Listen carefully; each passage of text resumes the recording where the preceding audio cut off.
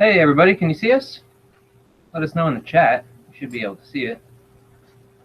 Welcome to Odd Shaped Panel, our first YouTube Live / Google Hangouts broadcast. So we're figuring this out as we go, but welcome. Just waiting for some sign of life in the chat. Oh, it's working.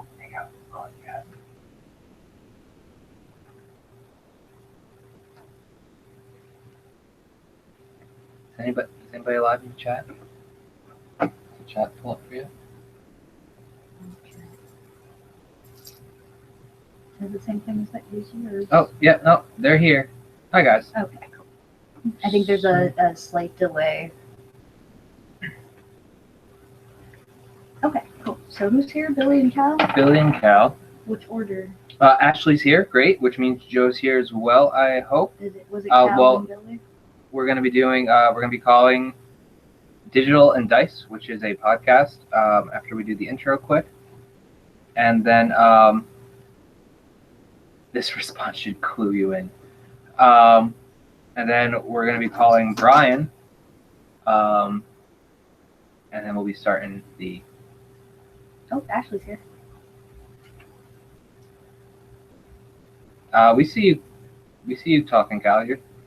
Yeah, there is a slight delay. I don't know what that's about. Yeah, I think it's just when it's going live, there's like a minor delay for some reason. But when we call you, there won't be a delay. That's why okay, so let's do our intro, and then I'll explain to you guys as we go along. I'm just trying to make sure that we're not missing. And yes, Ashley, you and Joe can do all your questions at once. That's fine. We're probably going to do that with the first 3 callers, just because everyone's kind of on timetables tonight. So, yeah, we're going to call you guys. But hello, welcome to another episode of Odd Shaped Panel. Tonight, we're going to be talking about tabletop games. That's pen and paper games like Dungeons and Dragons or Warhammer, or there's tons of them. We are probably going to discuss most of them tonight. We're also going to be talking board games like Monopoly or Clue. If for anyone who hasn't seen the show, this is a pop culture call-in show.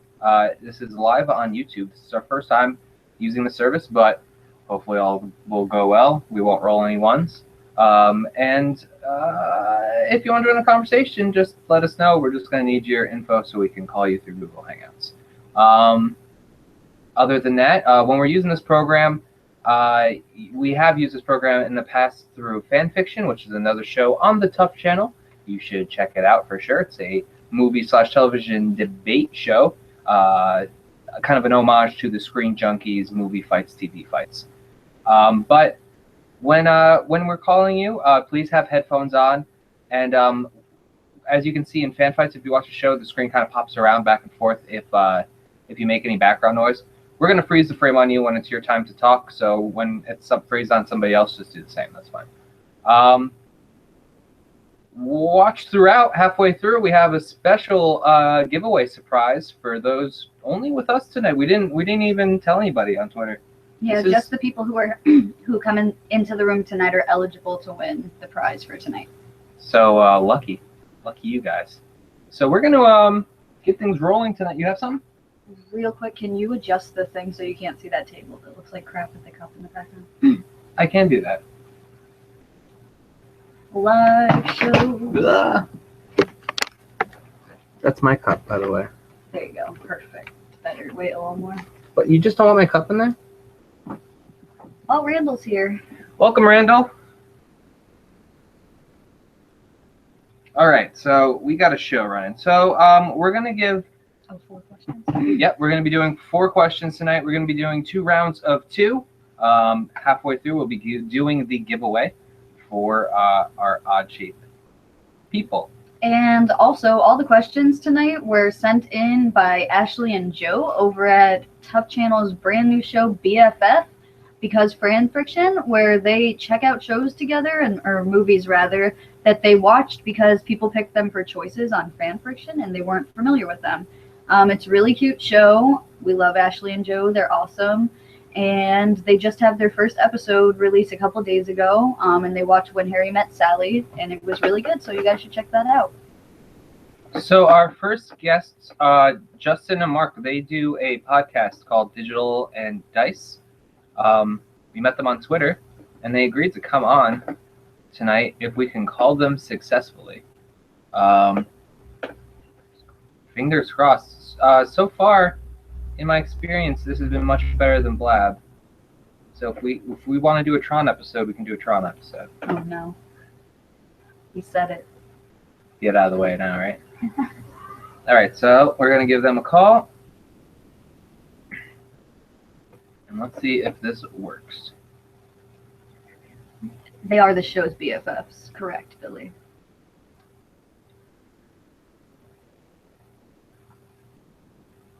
Yeah, the video does look better. Guys, I am parched.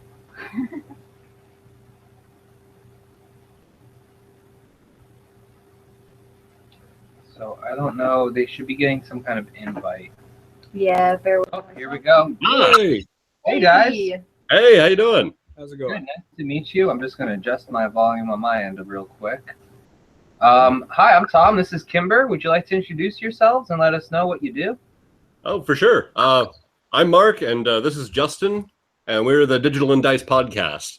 We're a gaming podcast about board games, video games, card games, role-playing games, mobile game, anything game-related, really. General geekdom as well. Yep. Movies, comics, anime, whatever. Cover a lot of broad subjects as well. For sure.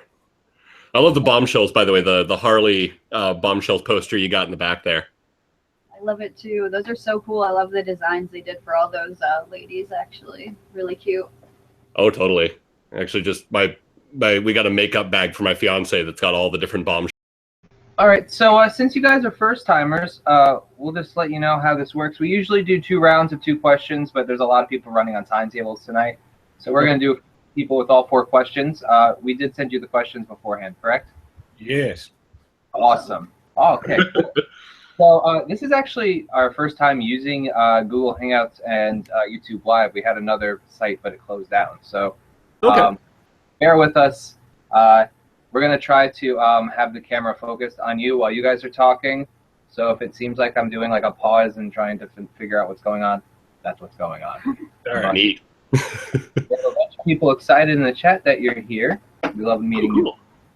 Hi, everyone. Hello. And why don't you go ahead and read the first question, Dave? All right. Again, these questions were all sent to us by Ashley and Joe Davis over at BFF on the Tuff channel. And their first question was, what board game or RPG has the best world? Ooh, let's see. Why don't you lead us off? Right off the bat, I would have to say, overall, I'm a huge fan of the Warhammer 40k universe. And when it comes to just tabletop games in general, the lore behind the whole like Dark Heresy role-playing and the Warhammer 40k miniatures is just amazing. The grim dark future. Yeah, there's a lot of humor in it. There's a lot of seriousness in it. There's a lot of kind of over-the-top grim dark, and it makes for this really fun and cohesive universe where you can have anything. You can have a story that's anything from just like the Caiaphas Cain novels, just over-the-top hilarious, and then you can have like the Eisenhorn or the Gaunt's Ghost series that is just way serious and grimdark, and it's just amazing because of that. So, hands down, I would say the 40k universe. Yeah. I'd go with the Shadowrun universe. I mean, it's a little closer to home, dystopian future, cyberpunk setting, a lot of cool technology and BioWare and corporations that are evil and Cybernetics. Yeah. Runners and all that stuff. You know, it's translated off from the tabletop as well into some really cool PC games over the last couple of years too. Dragonfall, Hong Kong. It's good stuff. Mm-hmm. Nice. Yeah, I have to agree with you on 40K. Not only is it amazing as far as sci-fi, but they also have the twist on fantasy at the same time. Oh yeah. Both sides of the coin. I was a huge fan of Rogue Trader. Nice. Yeah. I really liked running my own ship. Rogue Trader was a like an expansion that let you build your own ship, and you like had permission, because you have to have permission to do a lot of things in the setting from the higher ups. Otherwise, you're probably a heretic, and you're probably going to die. Absolutely. A writ from the Holy Emperor with a drop of his own blood on it.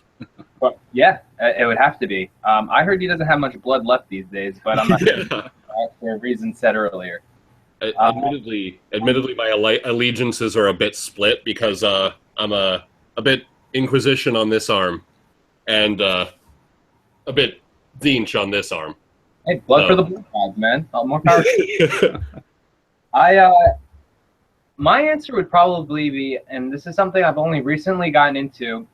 It's been around for a while, since as long as the books have been out. But the setting for A Song of Ice and Fire, behind Game of Thrones.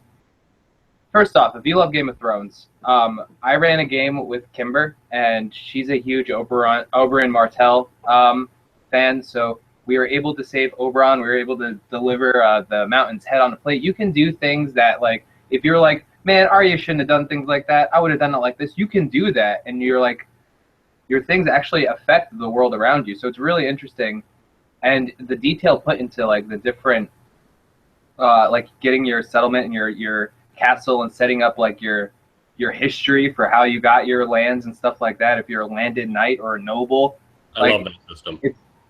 It's very immersive, and like he has put so much work into his fictional universe that it's nice to be able to manipulate it.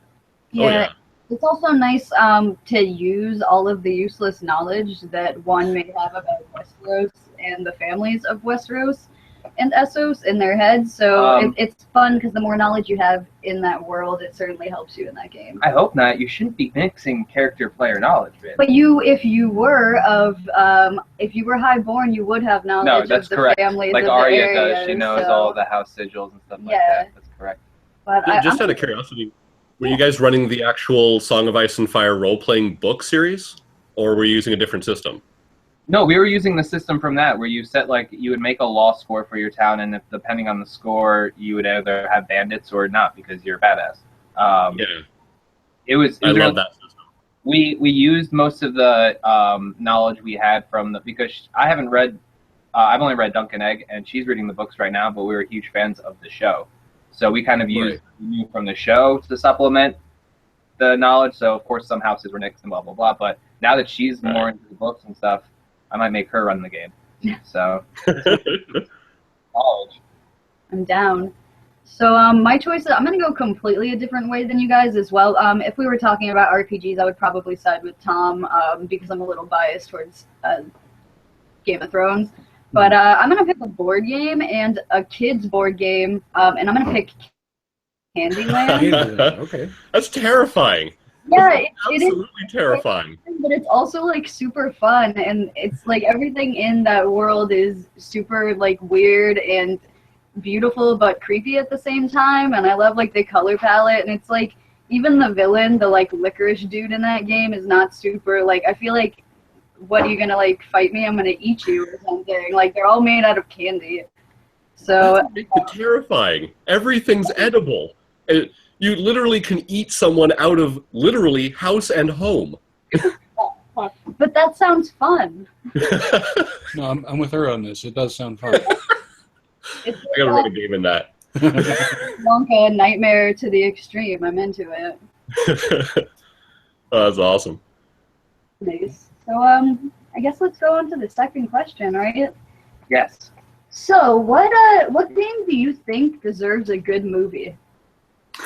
I think we're probably on the same page on this one. Yeah, honestly, not to sound like a broken record, but 40K deserves its own well-made movie. And I say this knowing that the Warhammer 40K Damnation movie, the fan movie that got pulled back in the day, which admittedly was really good for a fan film. For a fan film. And that was really great, although entirely in German, so if you can find it with subtitles, then, it's pretty great. But an actual high-budget, good quality 40K movie, and as long as it's not following the Space Marines, I'm happy. Well, I mean, even if it was, the depth and breadth of the 40K universe is such that you've got so many different stories you could tell. and so many different types of stories you could tell that it could fit any genre of film you really wanted to put out there. Yeah. Horror, with comedy, Space Hulks, comedy with the Imperial Guard. You go like a Starship Troopers action adventure type thing because of the Tyranids. You have the high fantasy type thing with the orcs and the Eldar. Yep. There's a lot to do with it, but just so that we're also not possibly some of the most epic space battles ever could be had. True. But just so that we're not entirely pushing in that direction, I think that Dungeons and Dragons itself deserves a good movie.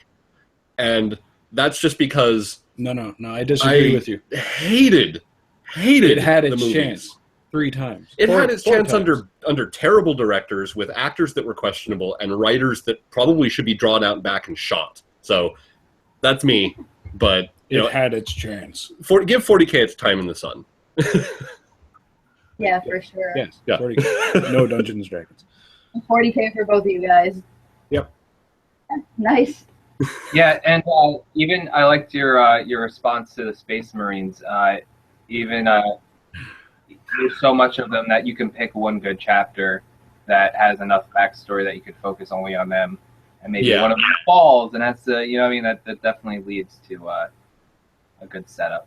Don't let it be written by Gav Thorpe, though. What's wrong with the Smurfs? It's all going to be about the Ultramarines, and it's going to be just ridiculous. Or Matt Ward, because otherwise we're going to have Grey Knights bathing each other in the blood of Sisters of Battle, and no one wants that. Oh, yeah, no, nobody would want that. What's the next question? Do you want to answer yours? We want to hear it, yeah. What do you got? Yeah, I guess I can. Spotlight. Turning it back on you. And it's back to us. Setting, this is a hard one because I think a vampire, some things are just so played out, and I really hope this doesn't have like the taint of Twilight behind it, but I could really dig a Vampire the Masquerade movie. I could see that. I agree with that. Like I would want like 90s Anne Rice behind it. Like not now to do with new Anne Rice, but like in the vein of like somewhere between Interview and Queen of the Damned would be like a really good. More towards Interview. Yeah, but you need that kind of modern edge because like the Bruja are more like punks and like. But I think it's really cool where like the whole idea is to not let people know you're a vampire. It's kind of the thing what Lestat breaks in Queen of the Damned is like violence and stuff like that. So it's kind of a perfect thing. But I love White Wolf as a horror setting, and I love the system. So, but I think there's a lot of cool twists on like mythos, like the Gairu, the werewolves in White Wolf. Their mortal enemy is like the world maggot, or I might be messing up, or the world worm, or something like that. Like they have like this totemistic like background, which is cool because from other fictions, it's like the same thing with Warhammer. You have orcs who are like fungus, like that's how they reproduce. Like it's so cool how these systems make different twists on things, and that would be cool to see in a new movie, like something new. Yeah. Something focused on like the Glasswalkers and their tech stuff would be really interesting, and involving it with like modern technology. Yeah. Yeah, I'd forgotten all about White Wolf for some reason, and that would have been a really good one to throw in. It's a great system, and it's got a lot of really deep lore from decades of just constant influx of new stuff. So I mean, mage, werewolf, vampire, then just having the follow-ons. You had werewolf. Oh, and changeling and everything. Yeah. You had Prometheus. I really liked it's the Fey one where you're. I think it's Changeling, isn't it?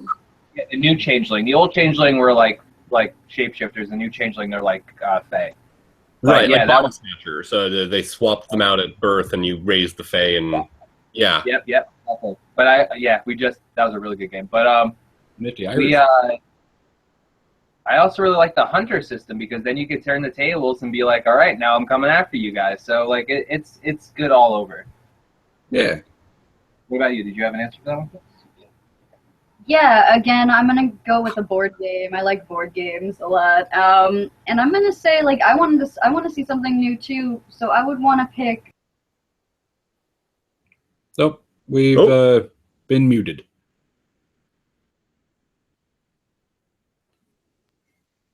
Yeah. Oh, I see your face moving. Sorry, guys. Sorry. The Hey, there. the hide everything button is right above the present button. That's good. Oh, design principles need a little work. Yeah. But So I think we caught you on board game. Yeah, he's trying to get it to switch to us. Just a sec. Weird.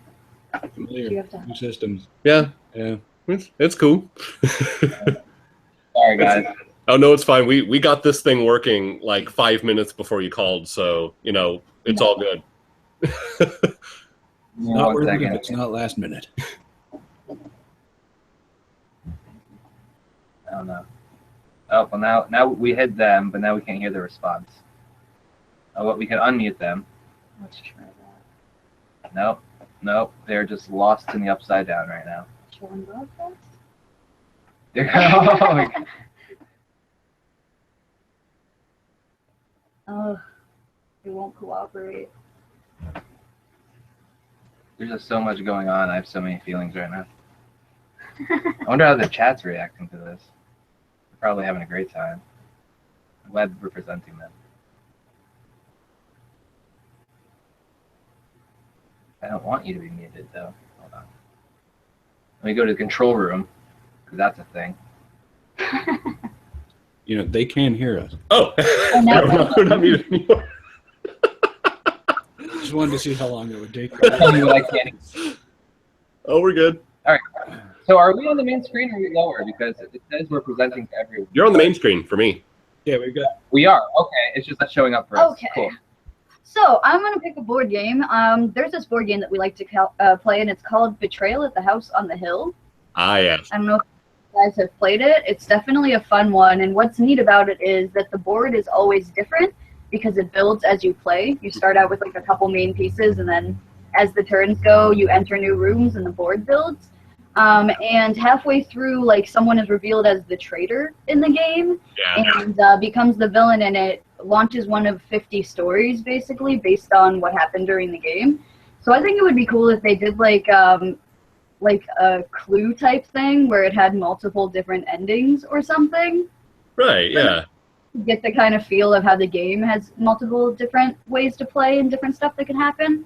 So it's just an idea, but I think they could do something cool with Betrayal at the House on the Hill. They have 50 stories in the first run of the game, and now they're releasing an expansion that I think has 50 more. So it's like you have so many stories in there that you could pick any one of them and they'd be fun to watch.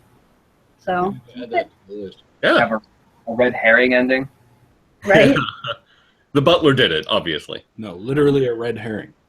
It's just a fish. No one will see that coming. What do we got for number 4, man? It's number 3. Oh, wow. I'm getting ahead of myself. So, what is the best board game or game to introduce your friends to? Ooh, okay. So, personally, tabletop board game, I would say I normally go D&D, and specifically I would go 5th edition D&D. And That's not really a board I mean, game, it's if I go that, if I had to take the other step and I said rather than a tabletop RPG, if we were talking full on board game, probably Settlers of Catan. Settlers would be a good one. I am a huge fan of Settlers of Catan. It's got a lot of really good stuff for it. The Yeah. game design is really neat, and there's a lot you can do with it. I have my own issues with some of the tactics and such that are used further on, but there's a lot that can be done. There's a book called Das Book you can get, and I don't know if they ever made an English translation, but the whole book is entirely different ways of setting up Settlers of Catan. Like, it gives you a map layout and extra rules and says, here, set it up like this and play like this, and it changes the whole game. Wow. From my angle, I think that's a little too complex. If I'm just wanting people to get into board games, I'm probably going to go with a tile layer, like maybe Zombies, or Less lighter, lighter heavy? Yeah, the lighter Okay. version of Settlers, maybe Carcassonne. Carcassonne's pretty good. Any of those would do. Most of them tend to be fun, good, kind of medium length games. Allow people to get kind of a feel for what it's like to sit down and play a board game after so long. For some people who kind of get out of them in the early youth. Yeah. And dice games are actually really good for that too. We actually just demoed a game. Dragon Inn. Red Dragon Inn's pretty good. Dice of Crowns is a game that's coming out. It just got funded on Kickstarter. We played it at the Tacoma Board Games Expo up here in Washington, and he got funded and everything's good. And it's a very simple kind of travel dice game. Yeah. And it's simple enough. You jump in, all the rules are straightforward, and it's something you can play again and again and again over many hours and come out with some really neat stories. So dice games in general, I think, are really good for new players, and then kind of ease them into some of the more complicated stuff as you go. Right. For sure. I'm going to have to go with Munchkin, more specifically, Marvel Munchkin. One of 3 current expansions. I think the other one is out right now. We just haven't gotten it yet. But for anyone who's not familiar with Munchkin, it's pretty much like a dungeon crawl in a deck of cards. Like you go and you knock down a door, you fight whatever monsters is over there, you set off whatever trap, and then it's the next person's turn. It's kind of a race to the top to get like the most power or gold or however you want to see it.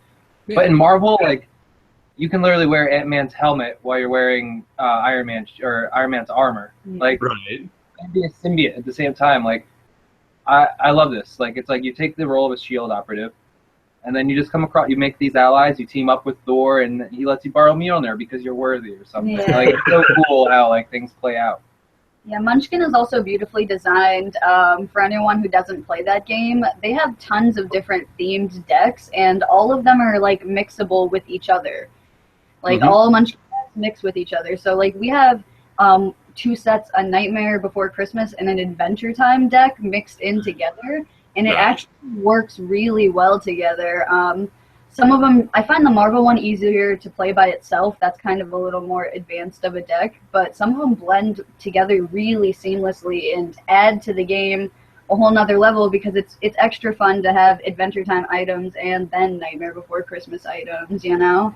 Right. Axe Cop Munchkin is really fun too. Is it? Yeah. I haven't played that one yet. Oh, I would recommend it. It's super addictive. My other choice would be Love Letter. That's a really simple game. That's in like the micro games movement where it's a deck that has less than 20 cards, and it's a 5-minute game. It's super easy to learn. It's kind of like in the style of Go Fish or Old Maid or Rummy and stuff like that, where you're like guessing people's hands and getting certain types of like cards in your hand and stuff that do different types of actions. And it's like a process of elimination type game where you win if you're the last one in, and then the round starts again. Right. And it's usually best to a certain number depending on how many players are playing. But that's a super cool game because, again, they have multiple decks. Hey, Mavis. I like the Hobbit deck. It has a card that does a different function and adds to the game for sure.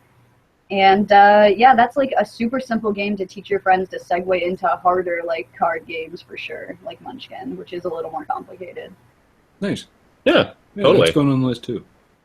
Okay, real quick. We're apparently they can't see our camera at all in the thing. Oh, no. I don't know what that It said for about 3 moments it said wasn't presenting and then said presenting again. That was me testing it, but I'm just going to pull up YouTube on a separate tab real quick and just see what they're seeing real quick. For sure. So sorry for the delay. That's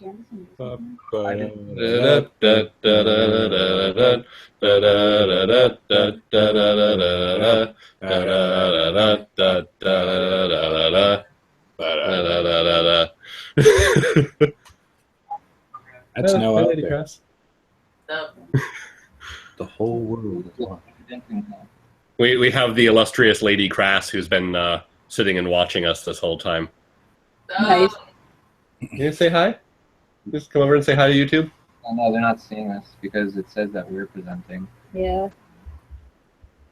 Weird. Hello. Hi. I guess I'm here now. Hi. Hey, Welcome. Pandemic. I would have played Pandemic.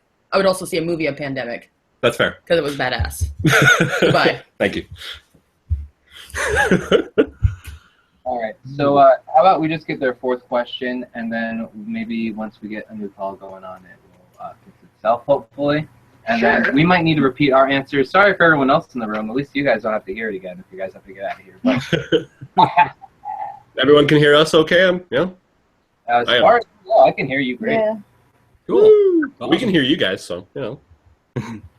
All right, last question's a simple one, but should be fun. Just share a fun board game or tabletop experience that you can remember. Oh. I'm leaving this one all to you because I'm horrible at these questions. I got an amazing one. Okay, so my friends and I had all gotten together to play Mansions of Madness, and Mansions of Madness, for those of you who don't know, is a Call of Cthulhu type board game where, very much like the Betrayal on the House on the Hills, you build this tile. There's like a pre-set up series of adventures, pretty much, that you set up on the board, and it's got the storyline that's decided before you play. And everyone starts in the foyer, and they're supposed to go around and find out what's going on in this house and deal with it and try to get out alive before the turn basically goes, the turn timer. And we all started. It took about, say, 30 minutes or so to actually set the game up. And everyone starts. It gets, there's like 6 people playing. First person walks off towards the kitchen. Second person walks off towards the kitchen. Third person goes straight through the foyer, ignoring the actual adventure that prompts them to go towards the kitchen, walks up the stairs, immediately takes a left, and opens the door. Unfortunately, the one door he opened was, by the actual writ of the adventure, the one door that you should never open because it ended the game. It actually killed everyone and destroyed the world because he opened the door and it breached reality and let Ithaqua into the world and destroyed everything. So there were at least 3 people who didn't even get a turn in this game before we lost entirely because they ignored where they were supposed to go. So that is always memorable. And for those of you who listen back in the archives of our show, Brandon, my co-host, was the guy who did that. So if you ever want to shower blame on somebody, it's him.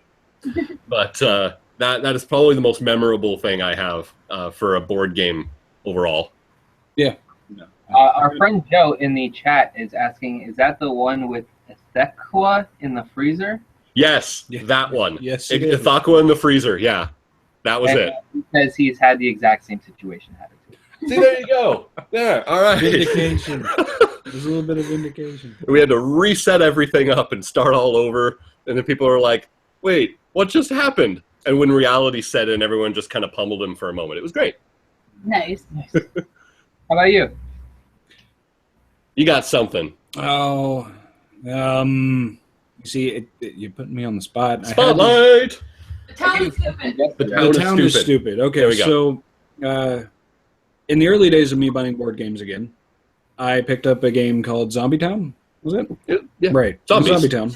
It was zombies. It was the one It with was the zombies. tiles and the zombies you put on them and all that, yeah. And the goal of zombies is to eventually escape the city that you create. Turn by turn, every player will set down a tile. And that tile is like a city block of some kind with a road that has to connect. And unfortunately, if you're not paying much attention, you can create dead ends that just aren't going to help you at all. Because your character also has to move down these tiles. And it's like a 9x9 square. The last player in this particular game, in the last 2 turns before you're supposed to get to the helicopter and get out of the city, decides to place the last tile, which cuts off the escape route and turns it into a giant circle. Basically, consigning everyone playing to a fate of running in circles until the zombies ate them. And all that could be heard from my apartment at the time was being shouted, "You made the town stupid." 5-6 minutes of this. Yeah. Yeah. Nice. Not as fun, but that's memorable. Yeah. That was a pretty good.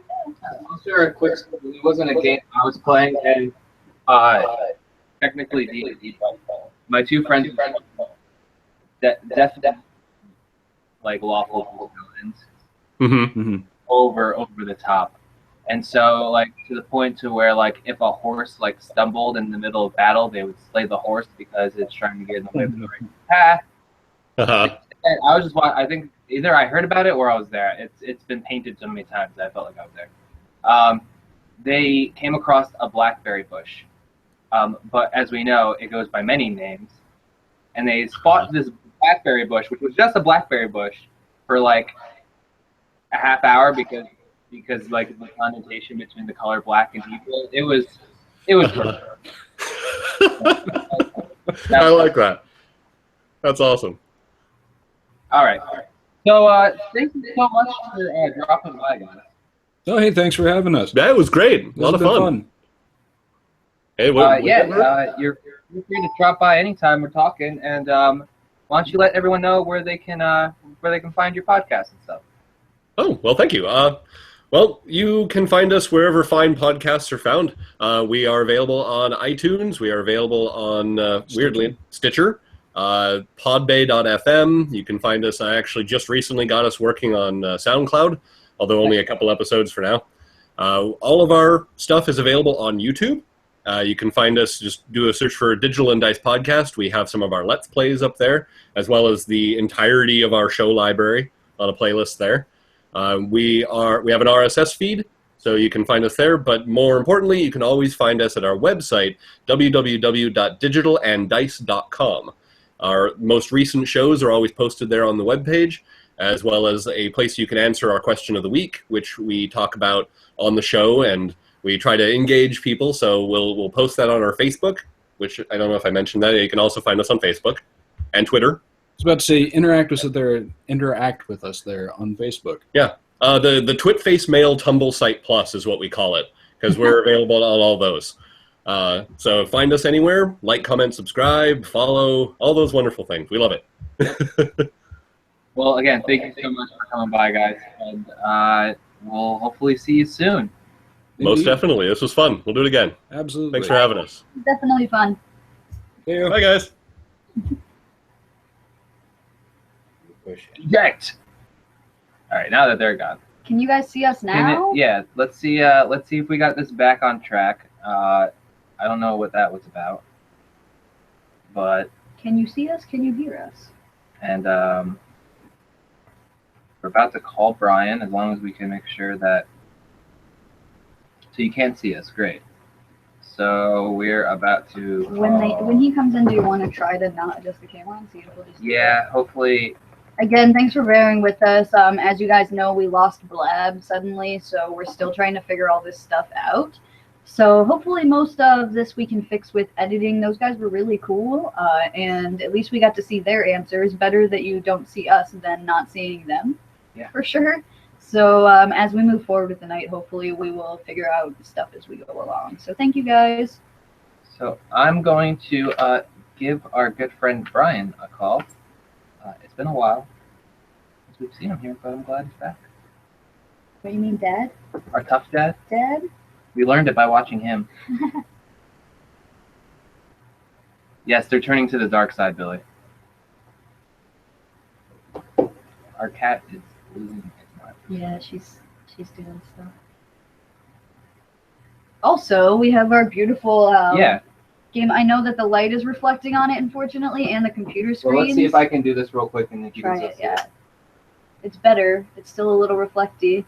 But this beautiful print was sent to us by Janine, who you guys hopefully know. She's usually in the room for our show. She's super awesome. So thank you, Janine. It looks beautiful. Sorry that it's reflecting like that. Hopefully by next show we can figure out a little bit better of a lighting setup.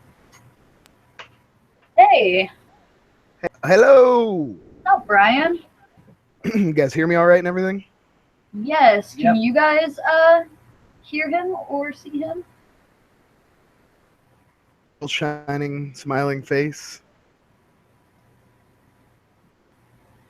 Yes, can everyone see them? And is the camera switching back and forth? Because now Brian's not that big on mine at all. So Yeah. I just want to make sure you guys can see both of us, and then we'll get rolling. Give them a second, Brian, because there's a little bit of a delay.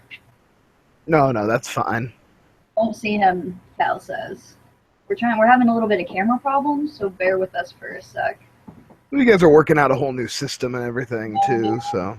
We did not expect all this. So they're saying hear yes, but see no. So I'm going to try to dedicate the hand to him, and then dedicate it back to us and see what happens. That's everyone. I'm assuming everyone can see him now because I can see him.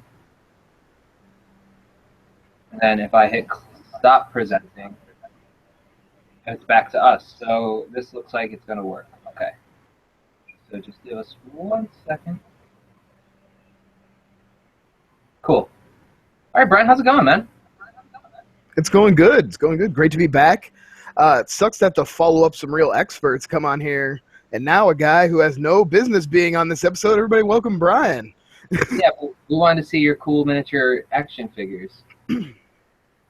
Oh, yeah. Well, I was looking at your questions, and there was like a couple that I feel like I could answer, you know.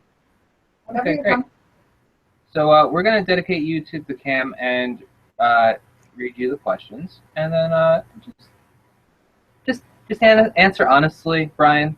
You're not on trial, Oh, you know, you know? Answer your heart. I'll just do my best, you know. I riff, man. That's what I do, right? I mean, I just talk for a long time, a lot. For anyone who doesn't know, and we'll dedicate a bigger plug to it at the end of the questions, Brian is another host of another show on the Tuff channel, which you can find the link to in the description. He hosts a show called The DVD Bunker, and I'm sure he's going to tell us all about it. But first, let's find out what board game has the best world or RPG. You know, a lot of board games, I realized as I was thinking about this, like, don't really have worlds. They're just like a premise. But I think Candyland is the obvious choice, right? Like, That's what it's I a whole said. world made out of candy. Twinsies. Yes, Kimber agrees. Yeah, and I mean, my kid plays Candyland, and there's Gloppy, which is just a whole place of chocolate, and then Grandma Nut. So those would be my two specific worlds in Candyland favorites. See, Brian knows what I'm talking about. That was my exact choice. I said It's been like too long. I've been away too long. It was the time to licorice come back. villain. It's Hereditary. I like the licorice villain. Yeah, I like him too. He's like a duke or something. Yeah. Mustache, a twisting mustache. I mean, come on, that's what a perfect villain, right? That's it. Yeah, it's working. All right. Well, what game do you think deserves a good movie? Like a board game. Yeah, board game. I was gonna say, does the upcoming Jumanji sequel count? That was never really a game, but that's a great movie. Yeah, I was thinking about doing a question about a fictional game, like what's the best fictional game. And Jumanji is definitely up there. I don't know how I feel about. It's too soon, man. It's too soon. You're not ready. I mean, I'm glad they're not trying to remake it. They're supposed to be, they're going to be respectful. It's going to be an actual sequel, supposedly. I'm open to it, is all I'm saying. I'm more open to that than them trying to totally remake it. I haven't heard much news about it. Yeah, I had just seen something within the last couple days about The Rock said something about it being a direct sequel, so good for them. Yeah, I like how everyone's jumping on this like 10-year gap between sequels or whatever the case may be. Yeah, I heard somebody was talking about the Mechanic movie that's coming out, and they were like, I really like this franchise. And I was like, this is not a franchise. That was one movie. I didn't even know it was getting a sequel till I saw, I guess I saw a poster for it like 2 weeks ago. Yeah, I don't know. I like Jason Statham, but like he does some projects that just make me go, why Jason Statham? Why? Well, I mean, if you like Jason Statham, you'll like whatever movie he's going to be in because they're all exactly the same. But my thing with that is, like, you can just pick and choose the best ones. Then you don't need to go see the Mechanic sequel, Yeah, I don't know. He did a D&D movie called In Return to the King, or no, hold on. Name of the King, something like that. Yeah, it's loosely based on a campaign from D&D, and then like 3 of them got made, and yeah, I don't know. And after that, Crank will always in one of those. Yeah, but Crank will always be like the epiphany of Jason Statham movies for me. I like the. I mean, the first Expendables movie is a big one for me, and I like the first Transporter movie. All right, well, until they release a Jason Statham board game, which I'm excited about. I'd play that. Is the best game to introduce to your friends. Well, I thought this was a good we could bring up HeroClix here because this is how I'm not a RPG tabletop gaming guy by trade. I just never something I never really got into. I had friends who played a lot of Magic cards and knew if I got into it I would just like dive into it headlong, and I just had too much stuff that I was already doing and into and collecting, and I kind of veered away from it. But then somebody gave me a bunch of HeroClix. And it was like, talk about a gateway drug. They're just like, here's free tiny figurines of all the things you already like, and it's a game. I thought that was a great a way to introduce the nerd like me who was already into the subject matter. Yeah, for sure. That makes sense to me. Like a segue in like something you're interested in and then bringing it into the gaming world. I get that. Right, absolutely. That's exactly how it went, too. And then I have in turn passed like when I started getting into it and buying my own, and then I had a bunch of old ones that I wasn't using. I passed them on to someone else. So, there's a little community. You pay it forward. Nice. I like that. All right, we got one more for you. If you have a story, do you have a fun like board gaming story? No, I was just talking the other day about how, and this happened to me a couple times, and then again recently, it's been a while, and then it happened again recently, where I was at like a little party with some friends, and they all decided they wanted to play one of those Scene It games, and it was just the real generic one. It wasn't one of those like specific types of Scene It. It was just the real like general movie Scene It, and it only took about like 5 minutes, and correctly answered questions, so like they just didn't really want to play that anymore. We just switched to something else.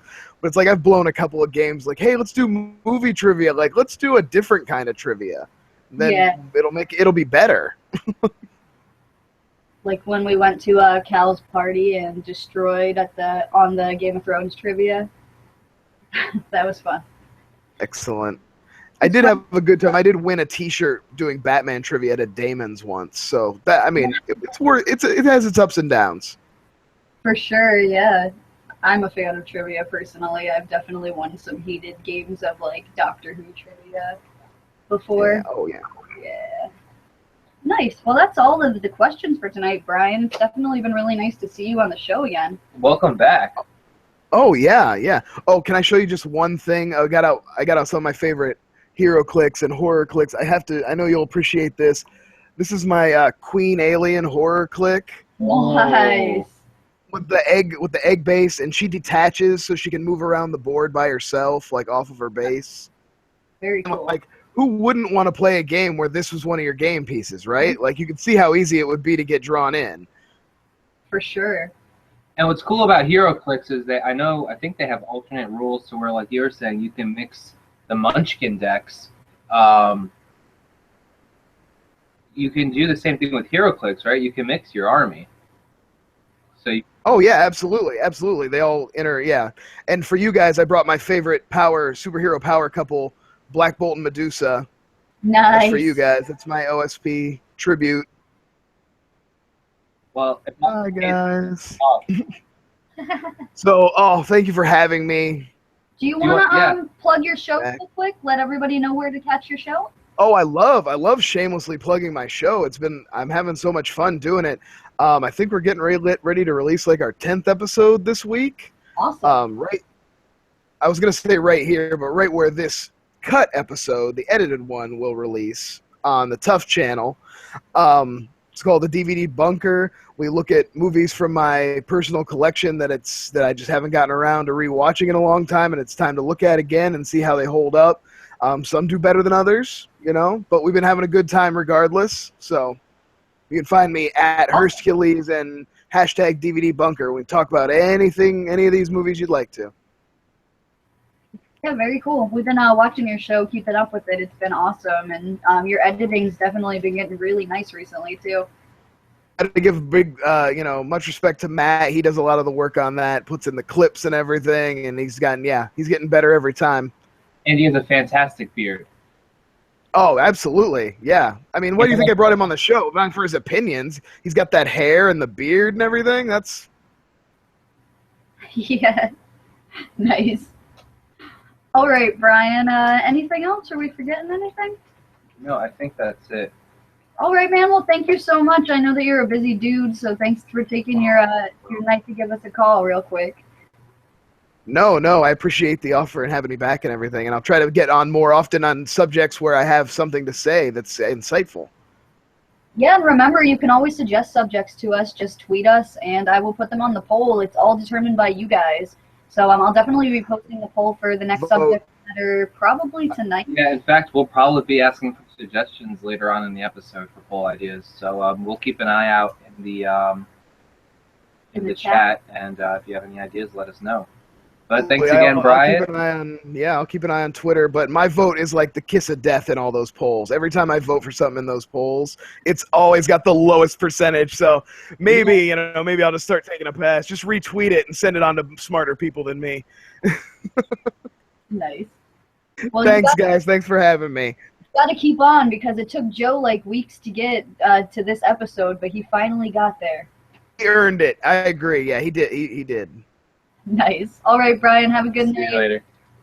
Bye, guys. Bye. Brian was purposely voting on tabletop just so Joe can have his answer. Did anyone else come into the room? Cal says he's not on a time constraint, and I know Ashley and Joe are, so that's why we're going to move them off. Okay.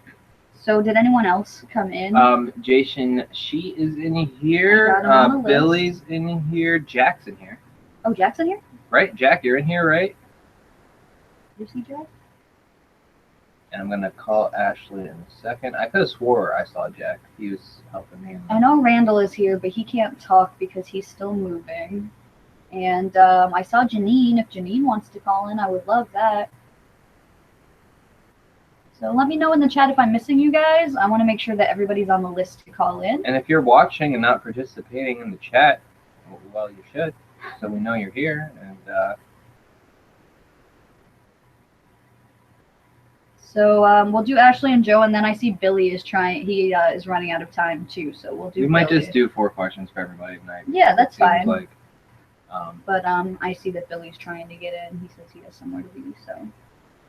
Oh, I thought. Oh, sorry. So I just called Ashley though. Yeah, that's fine. So Okay. right after Ashley, we'll put Billy in. Yeah, well, Jason, it helps when the name of your site is That's What She Says, and you explain in your Twitter information that it's pronounced she. I pay attention. I try. No problem, Joe. We're going to give them a second. They are working out technical difficulties. Again, at halftime, I guess we'll do that when we're halfway through. After Billy calls, we're going to call it. You have a list of everybody. Okay, so after Ashley and Joe, we're going to have Billy calling in. And then after Billy, I think we're going to roll the dice and see who wins this little giveaway today. Definitely stick around till at least after Billy goes if you guys want to see who wins. No, that stick round. around for Cal and everyone else too. Well, of course. At least, of course, you want to stay around. There's surprises throughout, like anything. It's just a matter of we can't call in the rest of the time. We got stuff. It's school. Yeah, no, we understand. You guys always are here for us too, so of course we can accommodate your schedule. And we appreciate that. We do. Hello, Joe and Ashley. How are you? We're here. Ecstatic Yay. at the moment, but tomorrow will bring a new day and new trials to have to deal with. Great. Nice. Well, thank you guys for sending us all these super cool questions. I know that Joe has been looking forward to this week for a while. Yep. He's super excited. Super. Nice. Well, let's get right into it unless you guys have something else. Well, Nope. we can wrap up with that. Yeah, of course. All right, well, the first question sent to us by you guys says, what board game or RPG has the best world? All right, I think Joe wants to go first. I have a couple, actually. He's got props. For just sheer writing and ingenuity and cool design, I like Gaia from the Anima role-playing game. This game is fantastic. It is a really cool medieval fantasy, anime-inspired setting that kind of pulls from other sources. Like if anyone's ever played the video game Xenogears, it uses a lot of concepts from that. And it also has, just in general, some really cool ideas for the world. I can't really explain it fully, but you can. Holy crap! I just realized you can't find that game anymore. The game's designed in Spain, and Fantasy Flight carried it for a while, and they've stopped recently. And when they stopped carrying it, Drive-Thru RPG stopped selling the PDFs. So there's like nowhere I can think of legally that you can find it.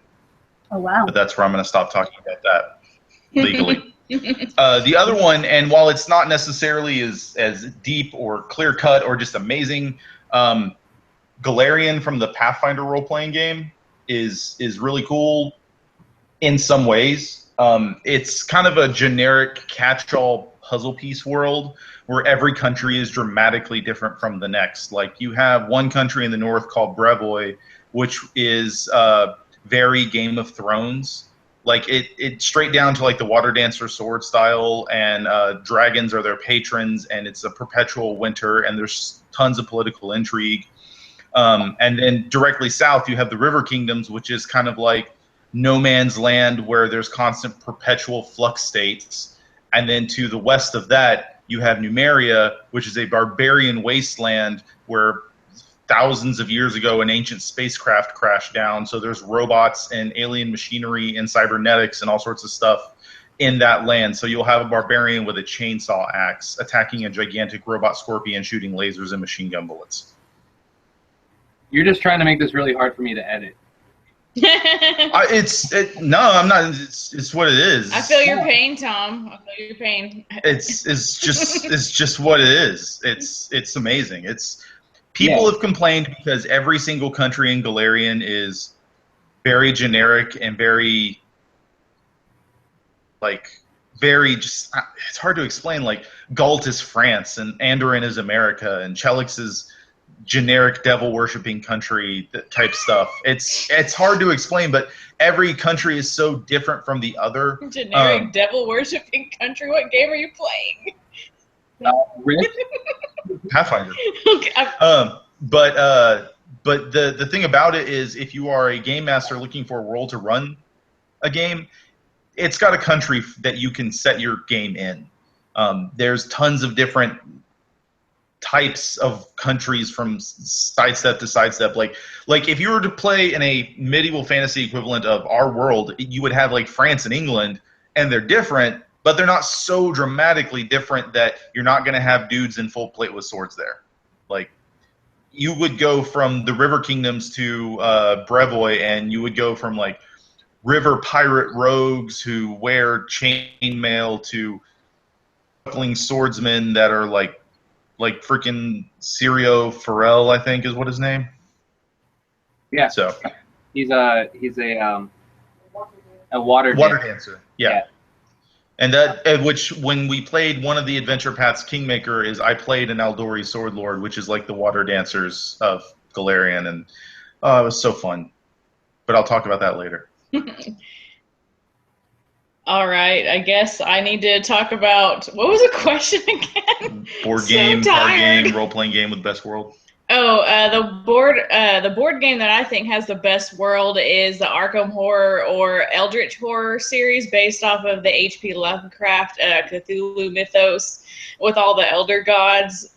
I just love those games so much, even though they take so long to set up, but just playing in those worlds is so much fun. And I love the idea of having to work together instead of working against each other for a common goal. I think that's really fun. And like, you just get to strategize with your friends, and it's a lot of fun, even though those games can last forever. Yeah, like 8 hours if you have enough people. Yeah, but it's just a great time, and it's like, okay, do we even have enough time to play this game? Yes, we do. Let's play it. Let's get it set up.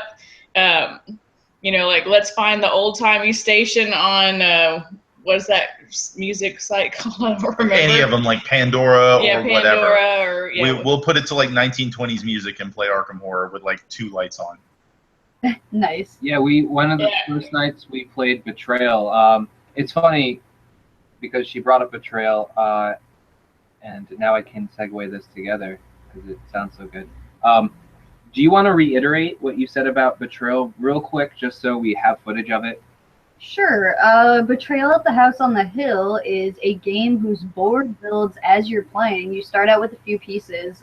Basically, they're hallways, so you can tell which is the ground floor, the basement, and the upper floor.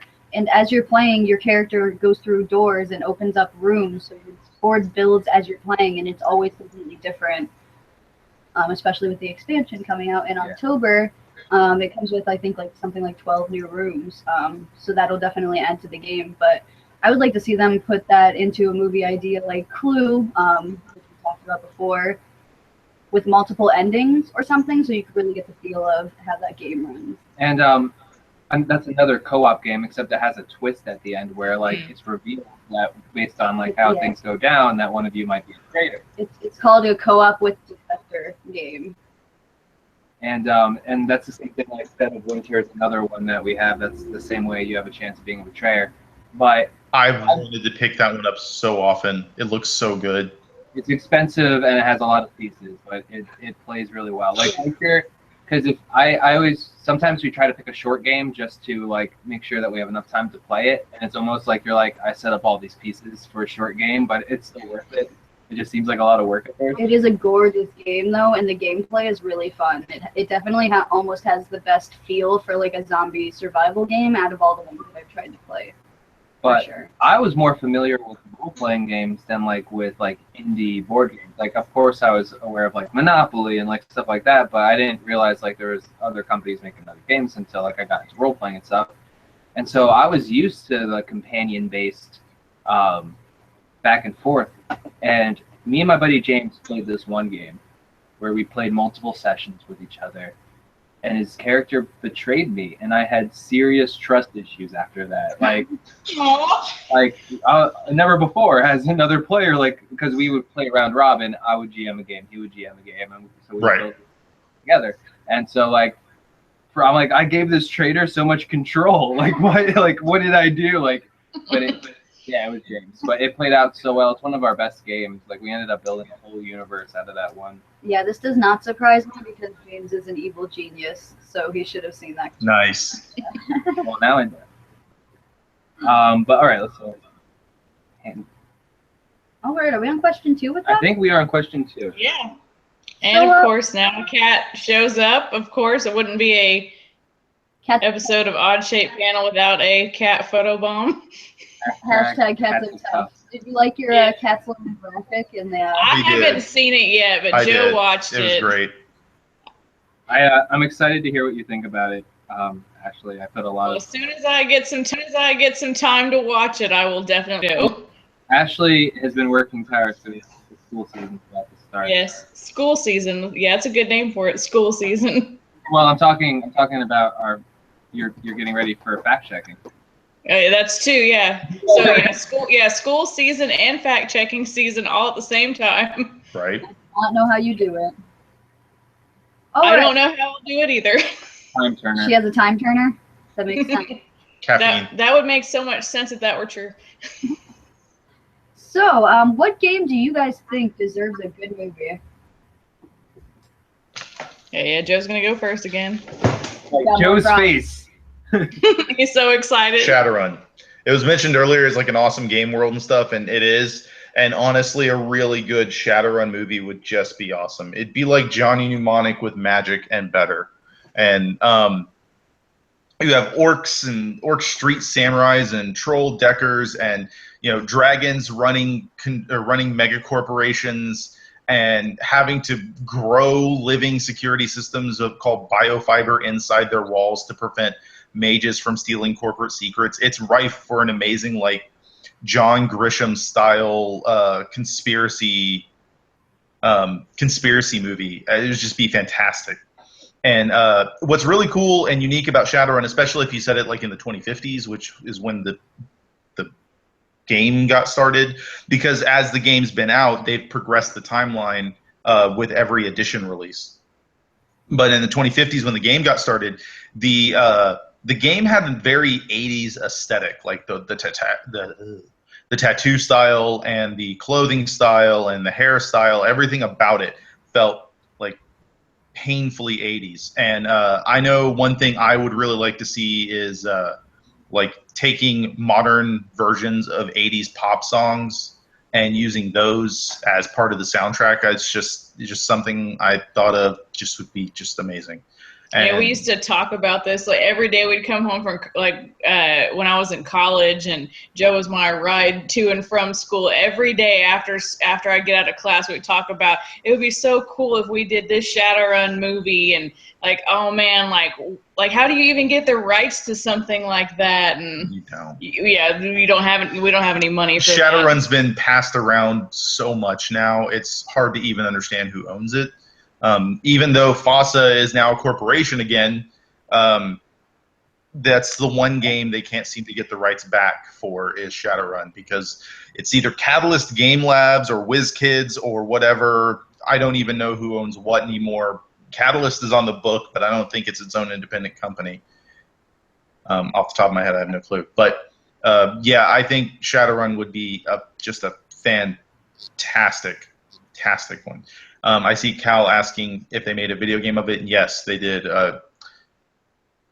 Harebrained Schemes made Shadowrun Returns, which is a really cool 3D isometric turn-based role-playing game, and it's just so much fun. Speaking of video games, if you haven't seen the latest Odd-Shaped Panel edited video over at the Tuff channel, you should check it out. It's all about video games and how we love them. You should. And stuff. It's cool. I'm wearing my video game shirt right now. I'm wearing my Tuff shirt right now. I trump you. That's almost has to be retired, that shirt. We're gonna have to. We're revamping the name, but let's not. I know. Let's not talk about that. Where's Luke tonight? Probably sleeping. I think he started school today, his college courses. I know he would be really good for this episode. He loves games. We picked this episode. We'll see if we can try to get him on later. Joe looks so insulted. He's like, "Excuse me?" No, I didn't hear what was said. He said he picked this episode for Luke, and your response was funny because you were like, "Excuse me?" Oh, yes. Bye. But no. All right. Did Ashley do hers? No, I haven't, and because I think this was my question specifically, and I was inspired because they have that Hasbro cinematic universe. It's like, why would you do this? So I can't imagine any of those games having a good movie. But Kimber, earlier you mentioned something about like Betrayal.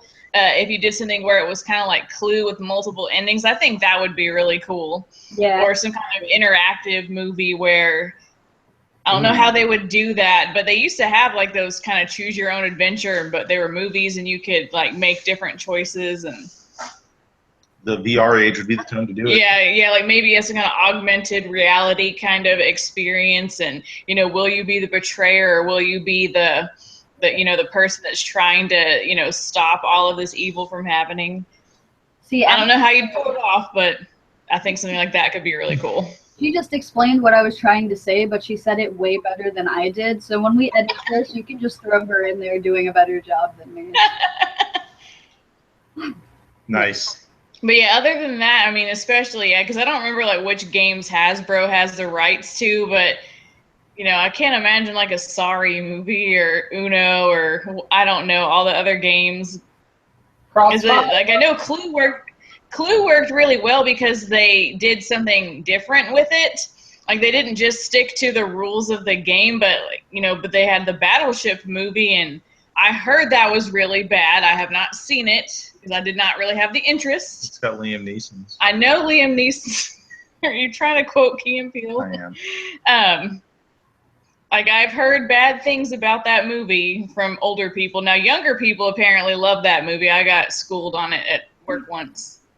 Like, how come you don't like that movie, miss? I'm like, I don't know. No. Seems kind of weird. Tom says, but yeah. He says you don't want the Crossfire movie? The Crossfire. I was thinking Hungry Hippos. Crossfire, the movie. It's so good. Like, if that was the trailer for the movie, I might want to go. That looks like better than the game itself. So kind of, you could like bring it back to like some kind of Cold War movie where, you know, Russia versus USA, but now it's the Crossfire, like that, do some kind of Hunger Games thing with it. Nice. That probably could work if you mix the premise up just enough. The Crossfire movie, that could happen. If I'm people into aren't it. just married to the shooting little things at you. I don't even remember. I played that game like one time. Nice. My mom did not buy that game for me. Aw. So question 3, what is the best game to introduce to your BFFs? Nice. Even though it is kind of challenging, I'm going to go with Arkham Horror because Arkham is just fun. And moreover than lots of other games, it's cooperative, like 100% cooperative. While Betrayal is fantastic, I love Betrayal, it does turn. And at some point, if you have someone new and that new person ends up being the traitor, it's an entirely new mountain for them to have to climb is to figure out how to play this game. But Arkham is 100% cooperative. Everyone's working towards an end goal. And it also has elements of role play or mechanics that would be found in like a video game kind of thing, and the way the stats work and everything else. It's just a really fun game. And if you have enough people that know how to play the game, introducing it to somebody that is new to the game, then it's not so bad. It's just a lot of setup. Sorry, I'm just going to switch over real quick so I can respond. Yeah. So, I had something to say too. 1 second. I have. Are we the main focus right now? Yeah, we should be, right? For me, yes. I see you guys. Man, I wish Lovecraft had any idea how much he has influenced pop culture today. Like, we would not have mind flayers. We would not have like ancient ones. Like, we would be so lacking in villains. Yeah, I was gonna say, I'm glad that you mentioned that thing about like, if someone ends up being the betrayer and they're new to the game, it can get like difficult for them and a little like awkward if they're not super comfortable being singled out and trying to figure out how to do that whole thing by themselves. That's definitely an issue we've run into with betrayal. So you kind of like have to explain to people before the game starts, like, hey, you might get singled out, and do that. Yeah, that's definitely something that we've run into with betrayal as well. I mean, it's not a bad aspect of the game. Yeah, it's a fantastic game, and that's a really fun concept and aspect within the game. But I can see how some people would be like, I didn't know I was going to have to do that. And whatever. Intimidated. But Arkham is so good for fully team-oriented gameplay. I think it works really well in that regard. For sure. Yeah, I like cooperative games too. It's more difficult to get really competitive with your friends. You don't want to, Eldritch Horror, which we have over here, which is hard to see behind my bulk, is like Arkham, but it's global, and Eldritch is also fantastic. No, it's not like Batman Arkham, Cal. It's Arkham, Massachusetts, which I forget what town it's supposed to be modeled after, but it's like the town Lovecraft grew up in. Maybe Amherst? Possibly. Batman's Arkham is definitely a nod to Lovecraft's Arkham. It is a nod, yeah, because of the insanity. Because that's what happens. Yes. Yeah, good old Miskatonic University. I know, I was just going to say something about that too. Ashley and me are always like right here. Yep.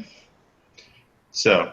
Did you have the answer for that one? So my game that I think you should introduce to your friends is a little fun card game called Shay Geek.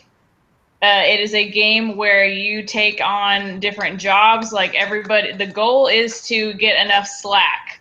Slack means that you've won the game. So like you have characters like there's the Lord of the Fries, so he works like at a fast food place. You could be a graphic artist, a temp, and you could work on campus. There's different versions of it. I think it's from the same people that make Munchkin. It is Steve Jackson Games. So there's Shay Geek is the basic version, and then there's different add-ons that you can, or expansions, and there's like a college one that's called Shay Greek. There's Shay Cthulhu, Shay Goth, Shay Grunt. Shay Grunt, all sorts of different ones, and they each have different themes and jobs. But like the goal for all of them is to try to, basically have the most slacking off time. Hello, Tiglet.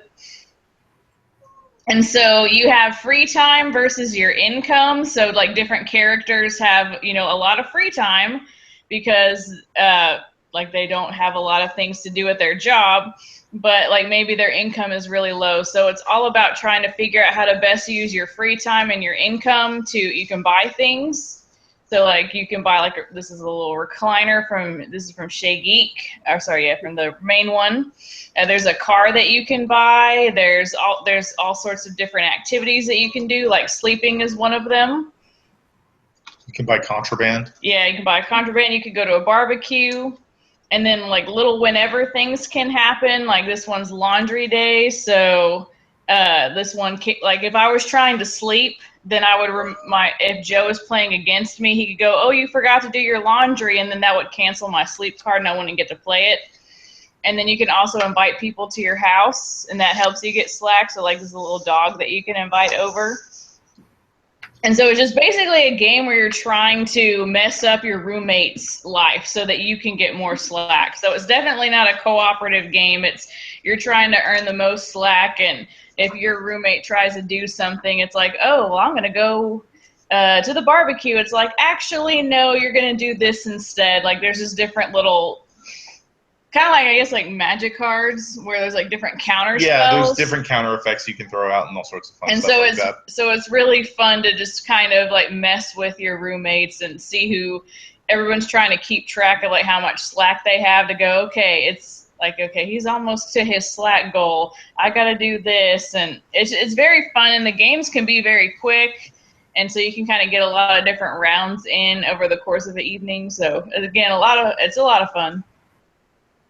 And, sometimes combining all the decks together, really, we're going to fight right now?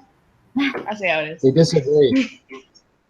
They do not like this game. They are jealous because the cat cards are bad in the game. Only dog cards are good. Yeah, I was going to say that Steve Jackson games do an excellent job with having lots of expansions and lots of different themes to their decks, like we were talking about with Munchkin. Like, it's cool. Like, if you like Lovecraft, they have Cthulhu Munchkin. Mm-hmm. Like Pathfinder, they have Pathfinder Munchkin. It's really awesome. And again, you can mix those and play Pathfinder Cthulhu Munchkin. It's insane, like the options they give you with them. Yeah, with Shay Geek, definitely like, having a main set and then maybe mixing just one additional set with it would work. When you try to combine too many decks together, then the rules don't make as much sense. Like, Tiglet, no, you're not talking right now.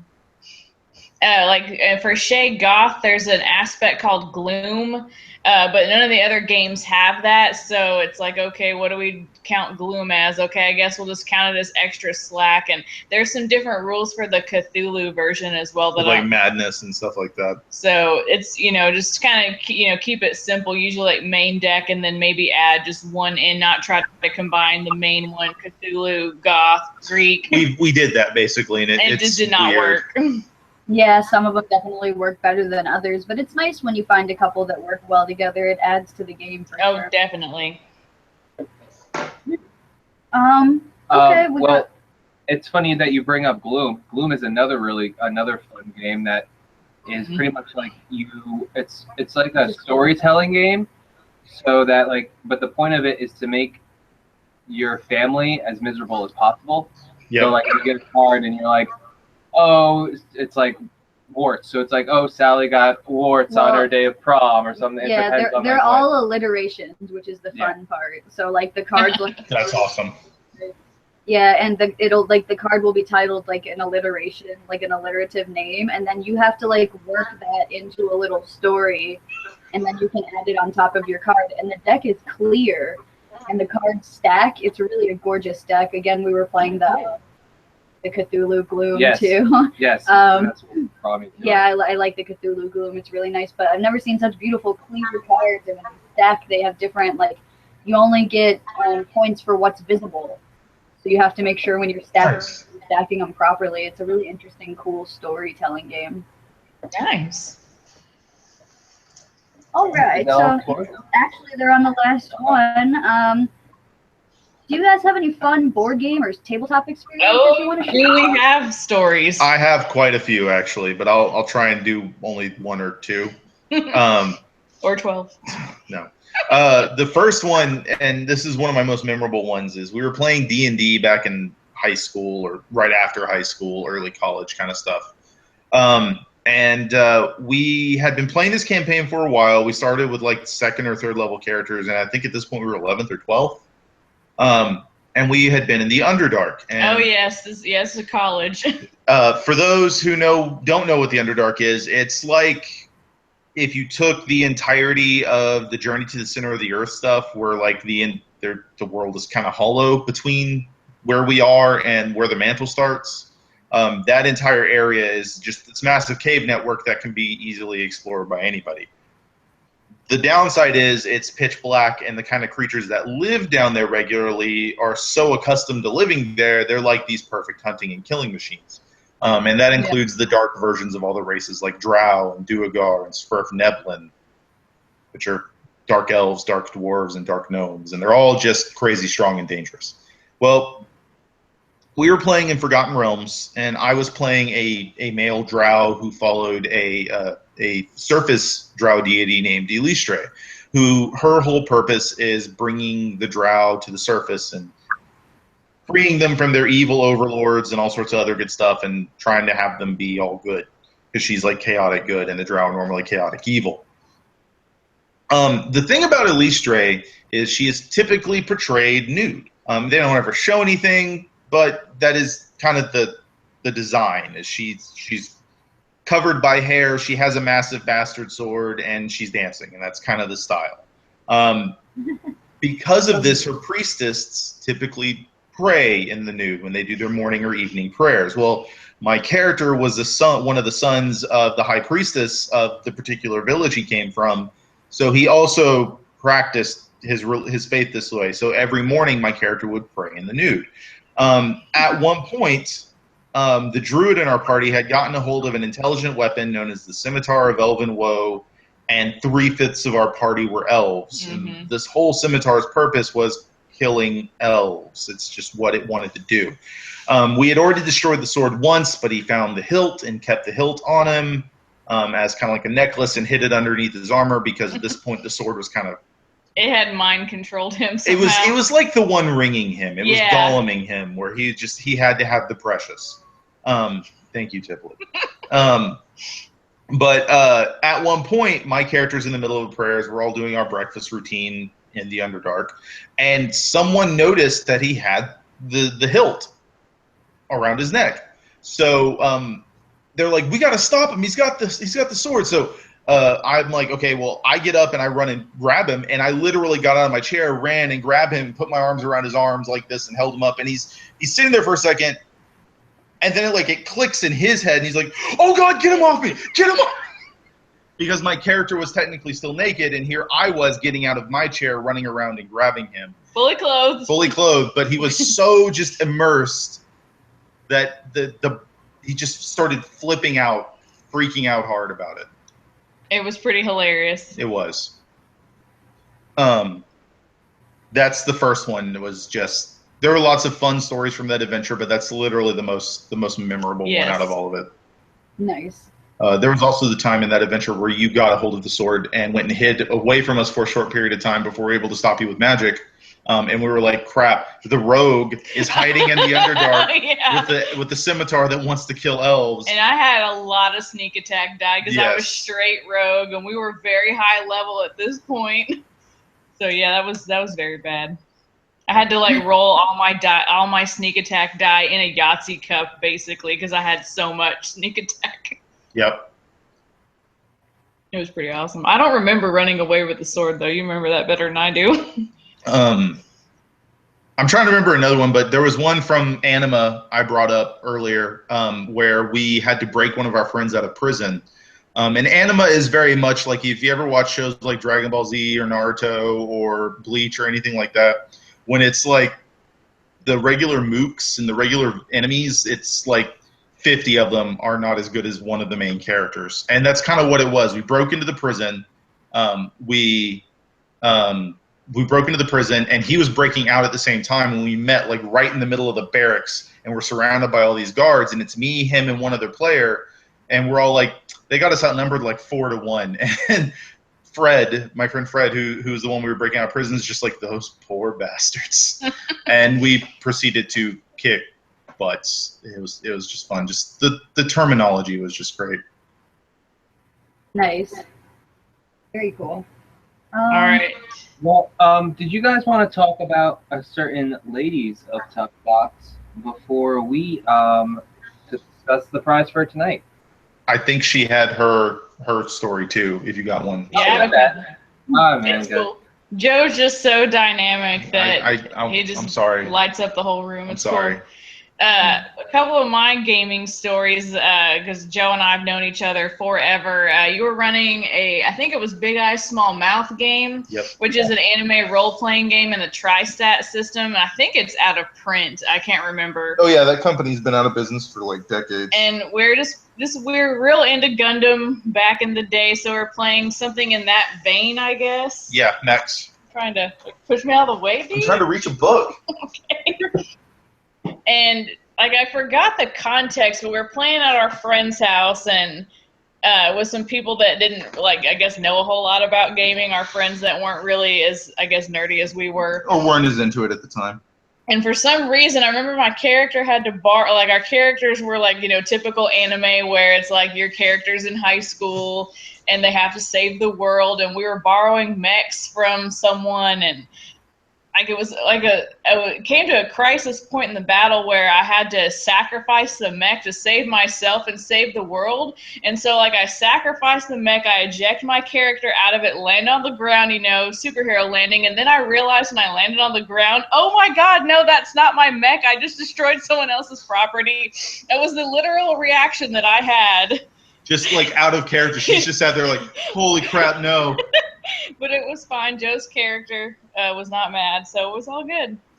But just I just still vividly remember that moment from 10th grade playing that game.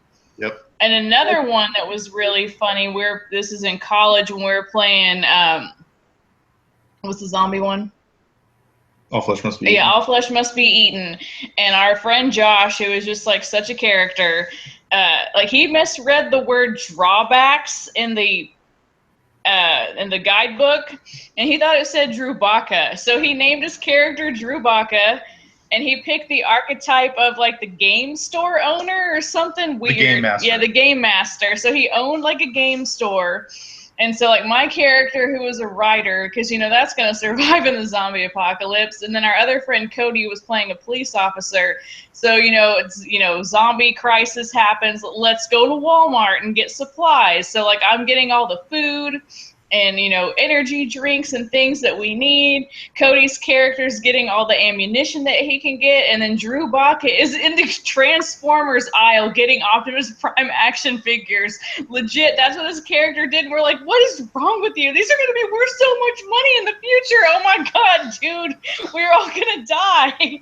What is wrong with you? So yeah, that's probably one of my favorite moments of any game is Drew Baca, the name, and the fact that he tried to grab Transformers action figures in the zombie apocalypse. As a legit, that's what he's going to spend his time doing when everybody else is getting real supplies like Pop-Tarts and Powerade and, ammunition. He's got Optimus Prime limited edition toys. For real. But yeah, that was definitely a fun game. Well, we all know, much like bottle caps and Fallout, that Optimus Prime action figures will be the currency of the future. Of course, Of Joe's course. all set. I am. I had both. He's got all the Optimus Prime figures. One of my most recent favorite moments, and it took place during the whole course of the game, was I've been playing this kind of game that I wrote using Freeform Universe. It's a very simple system, but it's a lot of fun. It leads to a lot of narration. And Joe is playing this cyborg-like Centurion, and him playing in character is one of the best things I've ever seen because he gives the best mechanized sigh. He does. Yeah. Which gained him the title of possible cyborg because it was too real. Cyborg. It's too real. Oh God. But do you have a? Yeah, I know it's ridiculous and it might be hard for me to explain or not funny if you weren't there type thing, but we were playing this Star Wars game. What's that game called? What is this? Oh, this was Destiny. Star Wars Destiny, I think. It's like a role-playing game for Star Wars, and basically I had this ship, and I was the captain of the ship, and I had named it the Cumberbatch. And so throughout the game, we were working really hard, and we were going to break off, of course, split the team, because that's always a great idea. But we were going to get a second ship, and we were all talking about what we were going to name the ship, and everyone was throwing out ideas. And then our friend Marissa, she just goes, Iron Man, the ship. And that's the story. It's that Iron Man, the ship. Like, I cannot even deal with it. The first time I saw Marissa role playing, they were playing White Wolf. And she was playing like this assassin character, and she kills this dude and finds a gun. And just like it's like an AK or something like that, but she just takes it and she goes, sniper, like in the same like so yeah, that's a trend. But yeah, for about a month after the Iron Man ... the ship incident, every time we saw anything with Iron Man on it, we were like, Iron Man, the bank. It's like Spaceballs. The kite. Just anything with Iron Man. Iron Man, the flamethrower. Exactly. Spaceballs. So the Star Wars game y'all played was the one with the weird dice? Yes. Yes, it is. I liked those dice. I thought that was a good Yeah, system. that whoever the publisher, something Fantasy Flight. Fantasy Flight. They do such a good job with that. It's so refreshing to have a new system once in a while. Speaking of Fantasy Flight, more props. Sorry, I cannot see because you're The Dark Heresy role-playing game. Yes. Well, yeah. The Inquisition in the grim dark future of the 41st millennium, which I mentioned it in the chat, but a fun little lore fact is that the Emperor's throne on Holy Terra is the Games Workshop offices. Like if you look at the map of Holy Terra in the 40K universe. You're sounding pretty blasphemous right now. Well, that's just, you know. No, but that's what's there right now. No, but speaking of Fantasy Flight and Star Wars, which Star Wars game did we play at the con with the guy that... Force and Destiny. One of the developers of the game was at a con we were at recently, and he ran it, and it was so much fun. It was so fun. That's cool. We had to be Jedi. All right, well, so okay, before I try to break off, did we answer all the questions? Yes, we did. Okay. We have. So do you guys want to take an opportunity to promo BFF, and then we'll do the giveaway stuff? Cool. Sure. Go ahead, guys. So BFF is a show where two BFFs review movies that we've never seen before, or if we have, it's been like almost 3 decades. Because, or we fell asleep because it was 3 in the morning and it was college. Because reasons. Yeah. But the movies we choose aren't movies that we just up and choose. They're related to what's going on in the fan fiction that's coming up. Our first episode was When Harry Met Sally. And I had never seen that movie before or ever had the desire to watch it. So I was like, why not? The last time I possibly had seen it, I was much too young to understand anything that was going on in that movie. So we watched it, we reviewed it, and then we talk about its relation to the fan fiction. Our first episode's up on the Tuff channel on YouTube. And you can go watch it right now. It's pretty good. I like to think so. I mean, we're not biased at all. Of course not. So yeah, go watch it. After Odd Shape Panel, though. Don't go right now and watch it. Wait till after. This is live, and Atticus, what are you doing? Atticus, he wanted to be in the show, too, because he loves everybody. He does.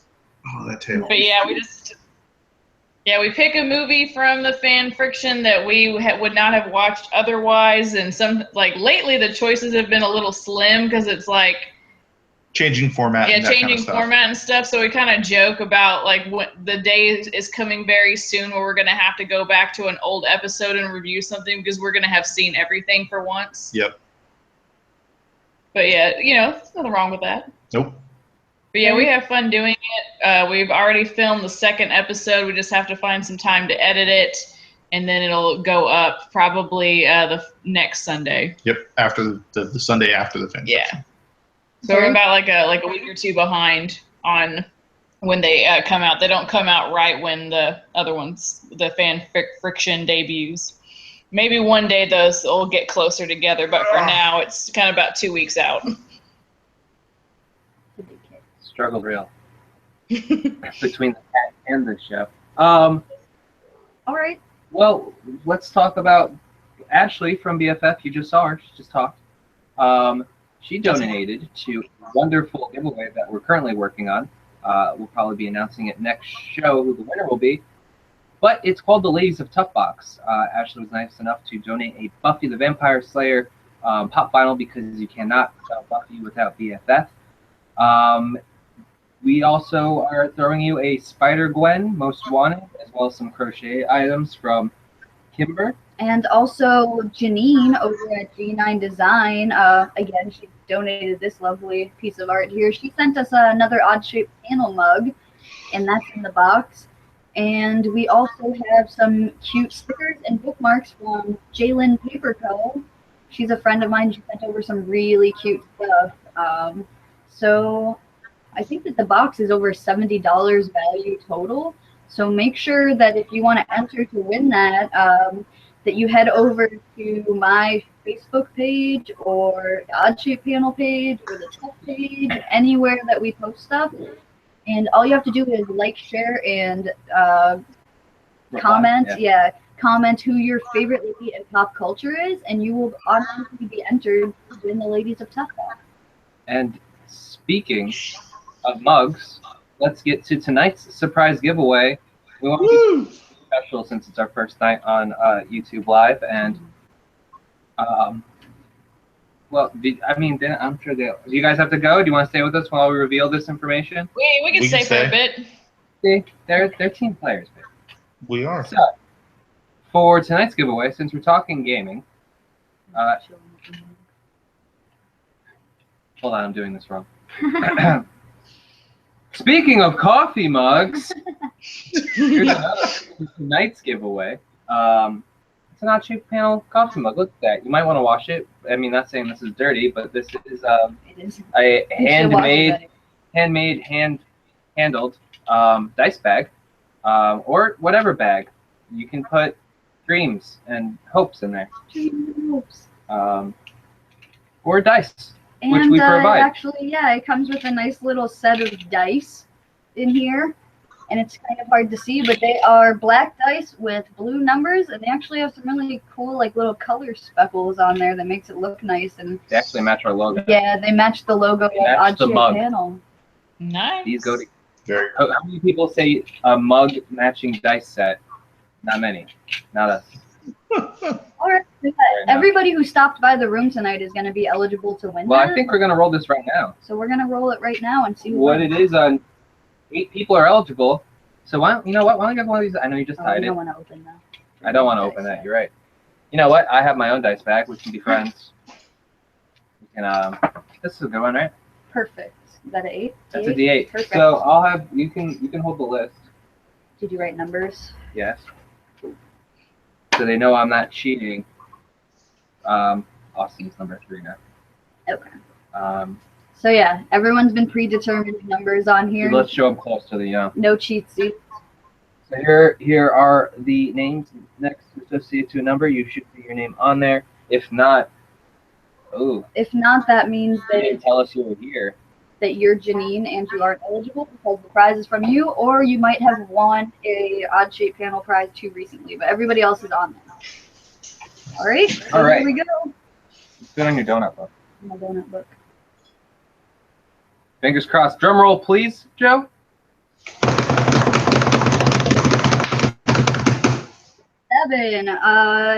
Let's see. Justin. Justin. Justin, who we just met, but he was nice enough to grace us with his presence along with Mark from the Digital and Dice podcast. Have won a mug, a dice bag, which I feel like they are going to put to good use, and some dice. So we're gonna have to get their mailing information, and we're gonna show up in person to their door, buy us lunch, maybe give us a place to crash for the night, but then we'll give you that mug. It's a fair trade. Here it is one more time. Yeah, that mug. So this is going to be going out to Justin. He rolled a 7. So congrats, guys. You know what? Some of you might have just dodged a bullet because you may have not been eligible for the Lazy Tough box if you won this one. Yeah. So, hey, congrats, Justin. But congrats to everyone else for being eligible for the big prize. Win-win. Yeah, and make sure that you guys all send me responses, because if I don't get responses, you are not eligible, and I want to make sure that everybody has a chance to win that awesome box. Even if I know that some of the stuff is geared towards girls, but I'm sure that there are items that everyone can enjoy in there, like that Spider-Gwen, and I'm sure that everyone has some girls in their lives who would not mind these adorable, nerdy lady items. Correct. Word. All right, well, thank you, Ashley and Joe, so much. No problem. Thank you for having us. Yes, we love it.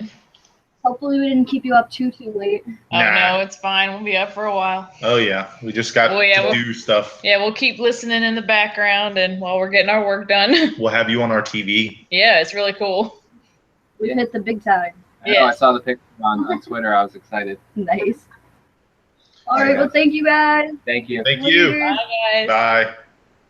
And I'm going to eject him in 1 second once I figure out how to work the eject button. You brace yourselves. Myself, brace you're gone.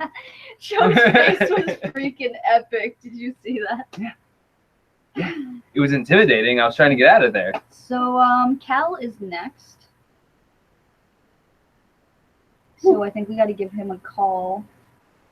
Oh yeah, and congrats to Cal, who just won a giveaway from Austin and reviews. You'll hear more about that later, probably. Austin is bummed that he didn't win, but you gotta. I know he entered for that Ladies and Tough box. That's what I'm saying. You dodged a bullet, Austin. This is cool, but you know what's in the Lazy Tough bug? Bug. I cannot talk. Spoiler alert. Bugs. There's bugs in the box. Don't get it. There's an H on the box. There is not. There's a mug in that one too. So. A mug, not bug. Not this one, but another one. At least it's not this deformed one over here. Where it's hi. That's the odd-shaped panel mug. Those are exclusive. There's only 2 of them in the world. One of them? No, 2. There's 2. There's 2. You wanna call up Cal? Oh yeah, I have to do that. I forgot this isn't Blab for a second. I know that Austin said that he might call in, but he's gonna be a little while. It's actually kind of a small night. A couple of people had to leave early, so we're gonna have Cal in, and then hopefully Austin can come in, and he would probably be our last caller unless somebody shows up between now and then. Yeah, and Austin, if you're listening, I do not have your email address, so if you want to either DM it to me, or if you're comfortable throwing it in the chat, that's up to you. But I can remove it right after you post it. As I'm like copying pasting Cal's email address into the chat box because I'm not paying attention. Anyway, did you? I didn't do it. Okay. What do you think this I is? saw Austin say he has the same supernatural clue. Oh, nice. I don't know if he can see my shirt, but it's pretty epic. It's Crowley is dragging Dean to hell. It's like a chant shirt, and it's like, go directly to hell, do not collect pie, do not save lives. Also, what was I going to say after that? I got so distracted by Crowley. I love him so much. Shirt. Oh, Cal, so I just sent you an invitation. So if you look in Gmail or something like that, you should see Google Hands invitation, something to that from Odd Shaped Panel. This is Cal's first time using Google Hands. That's how you know he's cool. Is this? Sorry, is it bothering me? Yeah. No, that's even more messed up. Nicer. If it's all that card you want to give away, we'll definitely use those dice. Dice is in the podcast name. Cal, any luck, Cal? Don't be shy. I have Kiss the Girl in minor keys stuck in my head. You don't see anything? Did you open up your Gmail?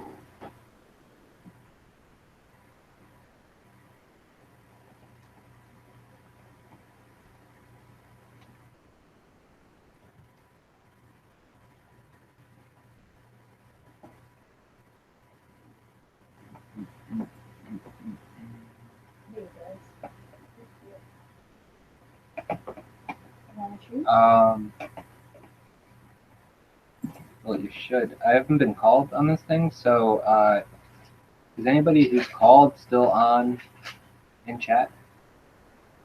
Joe or Ashley, possibly, if you're still around. What does the notification look like when you get called, so I can kind of direct Cal, I guess?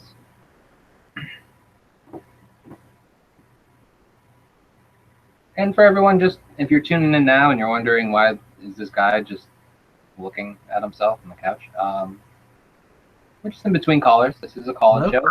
It looks like Cal found his way in. I can hear you, Cal. Hallelujah. Yeah, I didn't go to my Gmail. I went to something else. Oh, weird. Okay.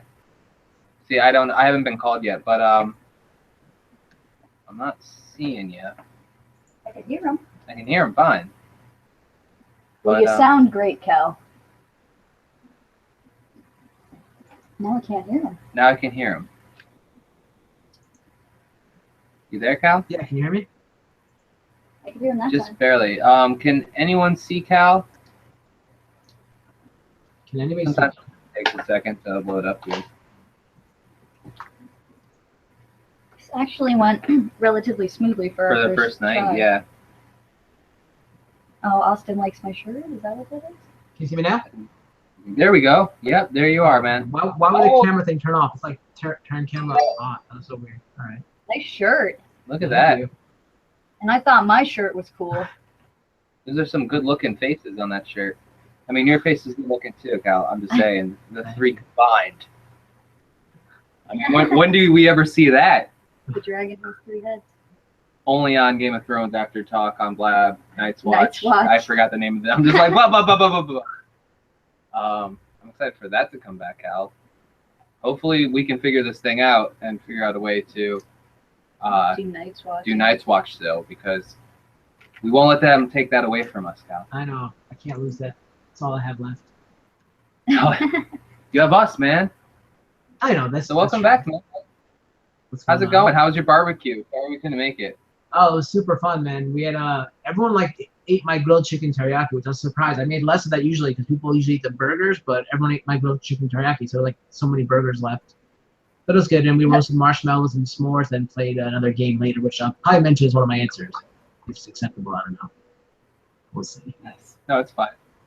But yeah, welcome back. And you want to ask him what the first question is? Sure. What board game or RPG do you think has the best world? All right, so just to say from the beginning, like what all these answers you guys gave, like I've never heard of any of these things you guys were saying. Like when I hear board games, I think of like Monopoly and Clue, like you guys have behind you, and like Parcheesi and Sorry. I've never heard of any of these things you said.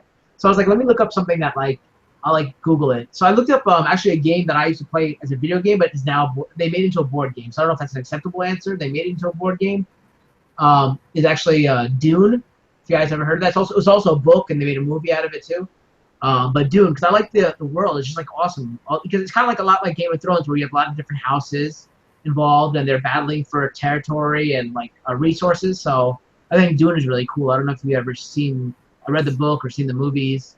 Yeah. Played the games, but For sure. Cool. it's a lot like Game of Thrones. That's why as you guys mentioned, I'm a huge fan of Game of Thrones. So Yeah, you should try that Song of Ice and Fire role-playing game sometime. It's really cool. You get to play like in Westeros, like Build as your own house. you build your own house and stuff. It's pretty cool. yeah, I didn't even know about the thing existing. But like I don't know anyone who'd like play with me. That's the thing. Like none of my friends would probably like play board games. We actually like I don't know. We don't do that. We don't really do that stuff. It's hard enough. Play with us. We play we play some Skype games and stuff. That's how we played with Joe before. But we play Skype games with like Candace and Jason and stuff. We should definitely plan for that sometime. That'd be cool. Yeah, I would definitely do that. Awesome. So, what game do you think deserves a good movie?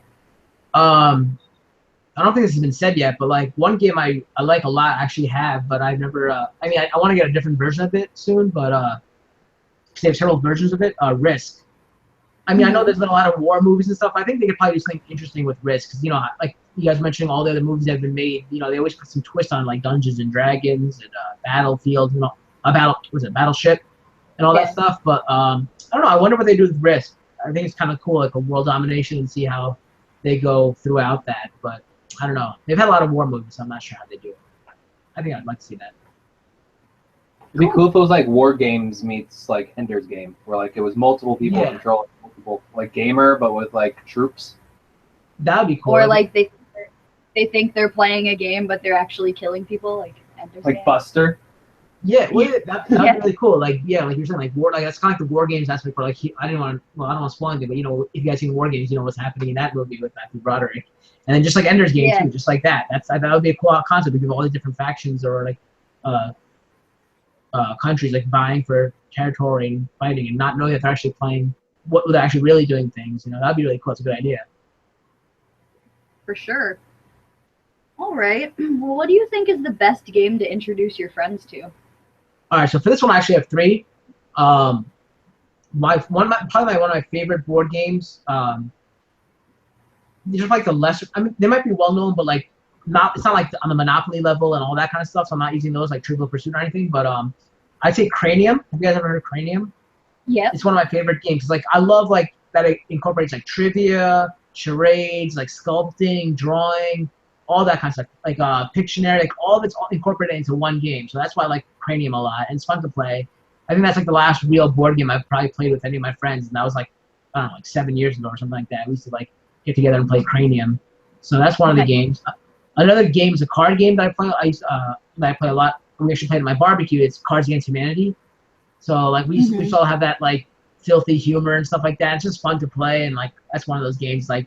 My friends actually got me into that, and now we actually bring it to like wherever we go. I have like a travel case, and I bring it everywhere, and my friends' parents play with us now and everything, so it's pretty fun to introduce people to that game and just play that. And my last game is kind of just like Cranium, but it's called Back in the Bucket. Have you guys ever played that? No. So it's like basically you write down like little clues on a piece of paper, and you put them all into a bucket, and the first time you take it out, you have to get your team to say it.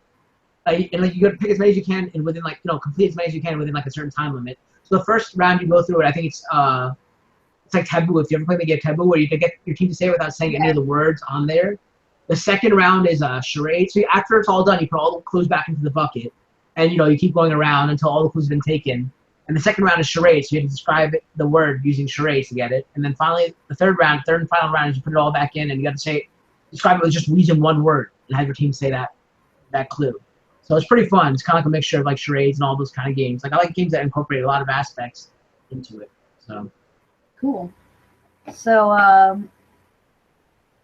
know you said that you haven't played a board game in a long time, but maybe we'll play Game of Thrones Monopoly when I come win that trivia.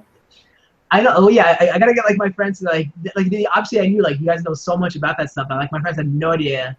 And like it's funny that my one friend's like, I know so much, and that was a team I don't know who didn't do it well at all. He had a score of like 5.75 points. So it's like, dude, I was so disappointed. You talked a big game in the lab, but when you came in, you couldn't do anything. But maybe some of my other friends who didn't make it to that party will make it, and they actually know a bunch. So they're actually on the show with us in the earlier episodes of Night's Watch. So maybe they'll come through.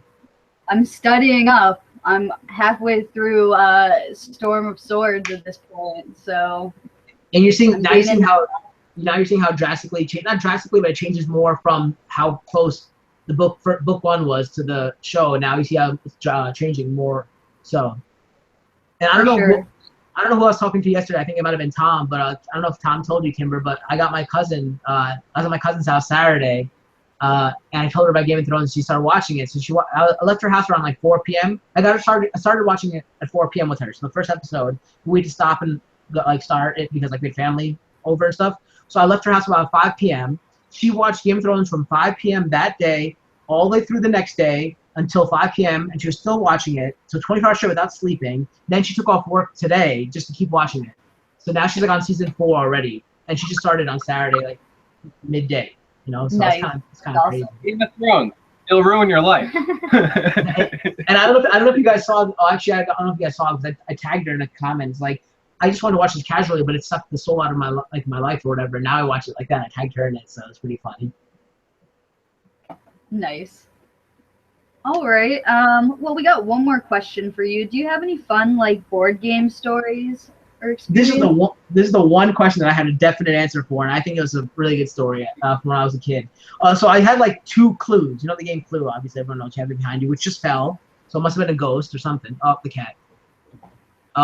So I had like the original Clue, and I had 2 of them. I don't know why my parents bought me 2 of them, but I was a little kid and they bought me 2 of them, and I never played the game in my life. I had it all my childhood. I never played it. All I did was take the weapons out and use that for my action figures to fight each other. So I never like actually played Clue. So the first time I ever played Clue, that's probably why my parents bought me 2, because they're like, oh, you lost all the pieces for one, so let me buy you another one. Yeah. But the first time I ever played Clue was like when I was like maybe in 8th grade, going into high school, and I went to my friend's house, and they have a family board game night, and that night was Clue. So they invited me to come play, and it was the first time I didn't know how to play the game because I never played it. All I did is use the pieces for my action figures. So they explained the game to me, and they're like, oh, you can go first. So apparently, like, you know, when you go, you roll or whatever. I don't know how you move, but you move, and then you got to give a guess, and then if someone has to like tell you, oh, it's not this. This is not the answer because I have this.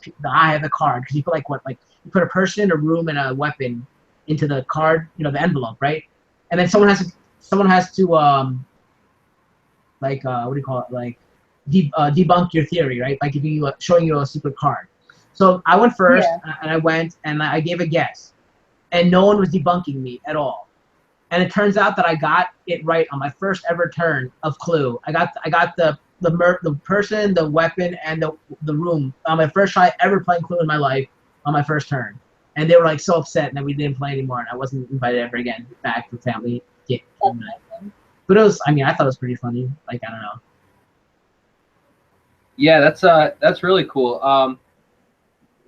If that's what you want to do, is just buy the Clue to get weapons for your action figures. If you have any supernatural action figures, it comes with Some First cool Blade weapons, and like the Colt and stuff. Well, you guys The know game how I feel itself- about that show, so. Well, bear with me here.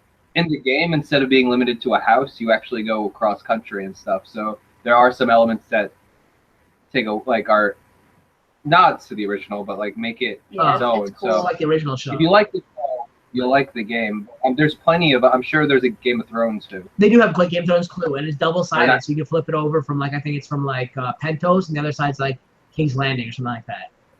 Yeah, they do the same thing with the Risk board. For Right. Game of Thrones. Eventually, I'll probably get up to that, and every season, we have 4 more parties left. We have the season 7 premiere finale, and then 8 premiere and finale. So 4 more parties, and I got to figure out 4 more prizes to have for those things. Oh, we're ready to win them. I'm gonna start throwing in sports trivia or something to make it fair for people. But I don't think my friends would know sports either. No, I think If you do sports questions, they can have sports prizes. No, it's gonna be like a Game of Thrones. I don't even know how I could do it because I don't think my friends would know sports either. Like, I don't know what I could ask them. Jousting terms.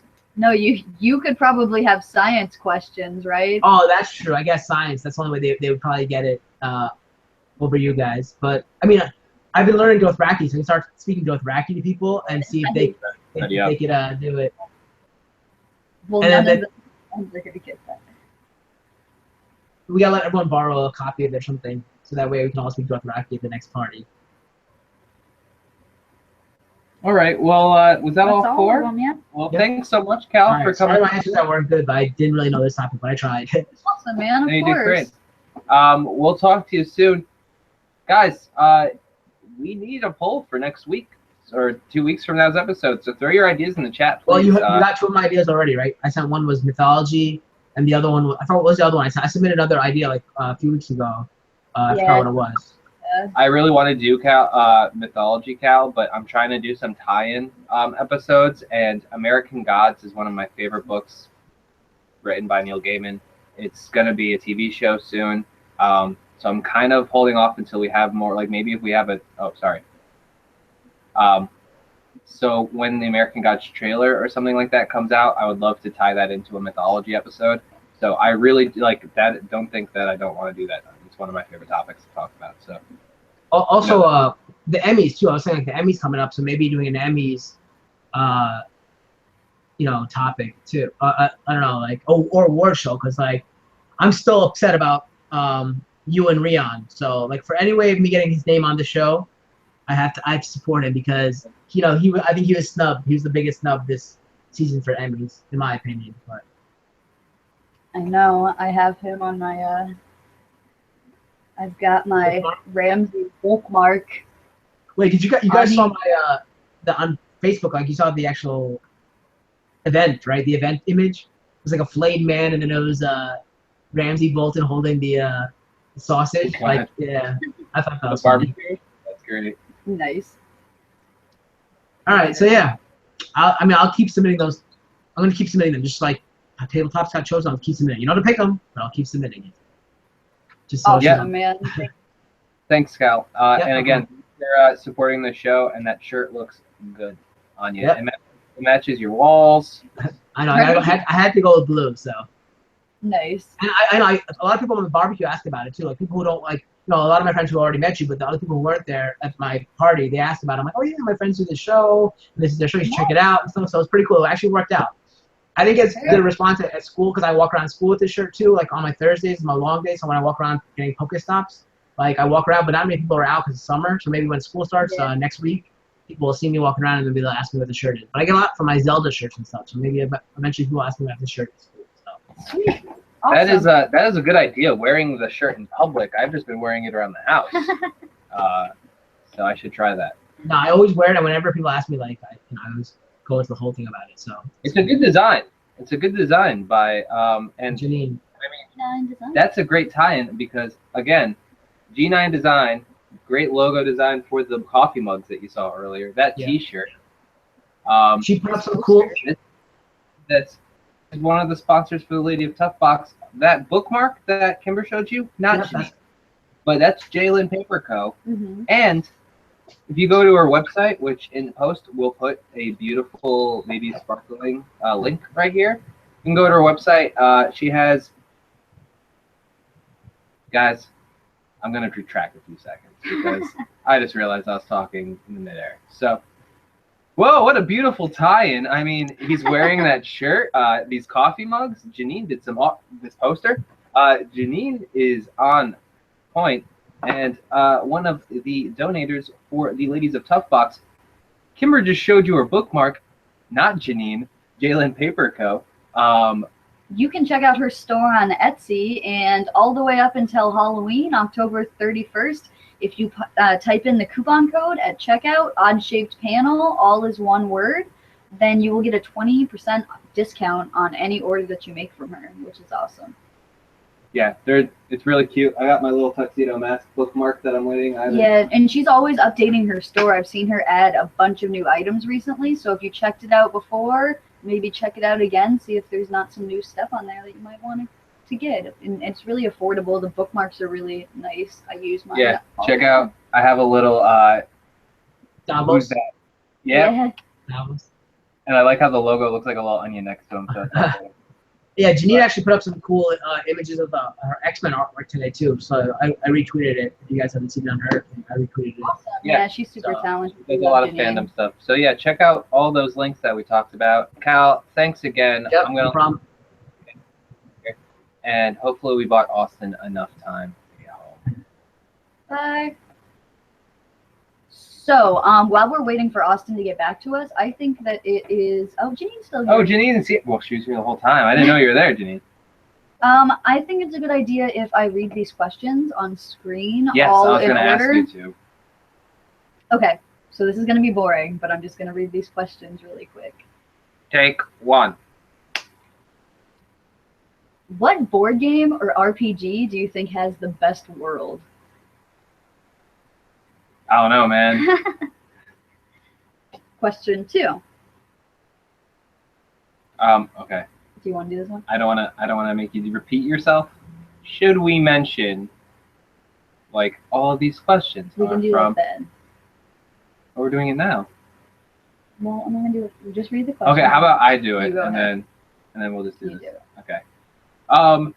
Well, for today's episode, all of our questions were provided by @DrakeMasters and that Mrs. Davis from BFF Because Fanfiction, a new show that has just started on the Tuff channel. Check it out. They talk about watching the movie and how it relates to what we do as far as debating them. Speaking of, this coming Sunday, you can see yours truly fighting against that kid Raul that everybody loves, and it's not fair because he's just charismatic and sings, and it's going to be hard fighting him because he's really lovable. And then I'm going to fight that Hector Navarro guy. He's very nice. He's a real cool guy. I really like him. I'm really looking forward to it. He's worked on visual effects for the Green Hornet, some of the Shrek movies, and I just read it, but now I forgot. And that's not the name of the movie. I just blanked out. But he also has been seen on Screen Junkies, and he works at Geek and Sundry.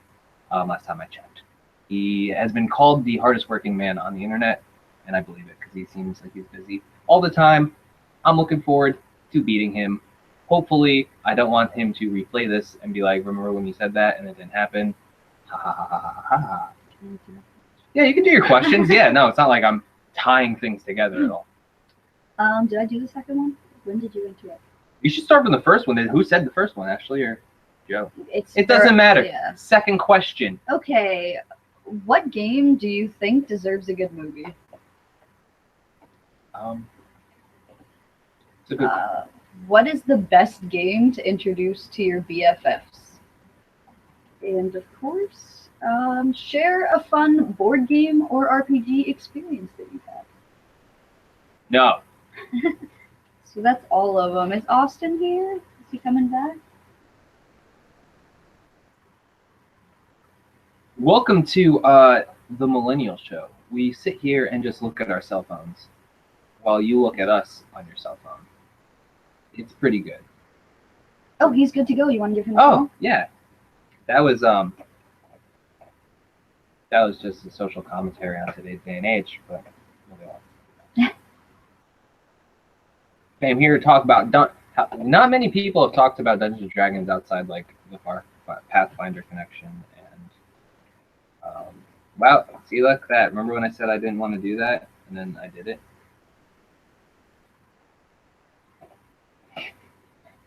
I'm sure I got rid of it already. I'm sure no one saw it. Nobody's in here. If we were popular, I'd be worried. Well, it's gonna obviously, I think it's gonna take a little while to adjust because there are people on Blab who probably have no way to find us. So Yeah, I forgot to send Kyle away. we'll work on it and we'll try to track down all the people that we've had on the show before who we've enjoyed having, like Kanye and. Yeah, I couldn't find Warren. I looked for Warren, so I don't know if he got rid of his account or whatever. Hopefully we'll start finding these people popping up because Dub did point us in the right direction to find a few of them already. Yeah, Dub's been really helpful. Oh, we didn't tell Dub. Man. We'll get Dub next time. Yeah, Dub's great. He's been with us since like day one. Yeah, he was actually the one to let us know what happened with Blab. Yeah, and Fire Talk, he gave us a good heads up because. Aww. Hold on. Look at this guy. That was a quick. Hold on. That was a sneak peek. How's it going, man? How you guys doing? Whoa, man! Have you been working out? No. You see that Captain America shirt? It looks like. Oh yeah, yeah, I know, right? Nice. All right, man. So, welcome back. What board game or RPG has the best world? Well, I just recently got into Dungeons and Dragons a little bit, and so I guess that's my answer, because it really is just like whatever you want it to be. So, which is what you want it to be. I mean, it's the best world. That's why you can make it, as dark and scary as you want, or this place that you want to be at always. And so, some of my friends and I have been playing that recently. Not as much as we want to, but when we have time, we end up playing that. So that's my answer for that question. Do you mind if I ask what edition you're playing? I end up buying the starter kit for like the latest edition. Fifth has a real good job. The only thing I feel like the cantrips are a little broken for our side, like for our favor. I feel like the cantrips can do, like, I was playing, me and James and I, who I spoke of earlier, started playing as goblins fighting like humanity. Like, they're like, essentially we're North America during colonization, but we're goblins. That's not the worst.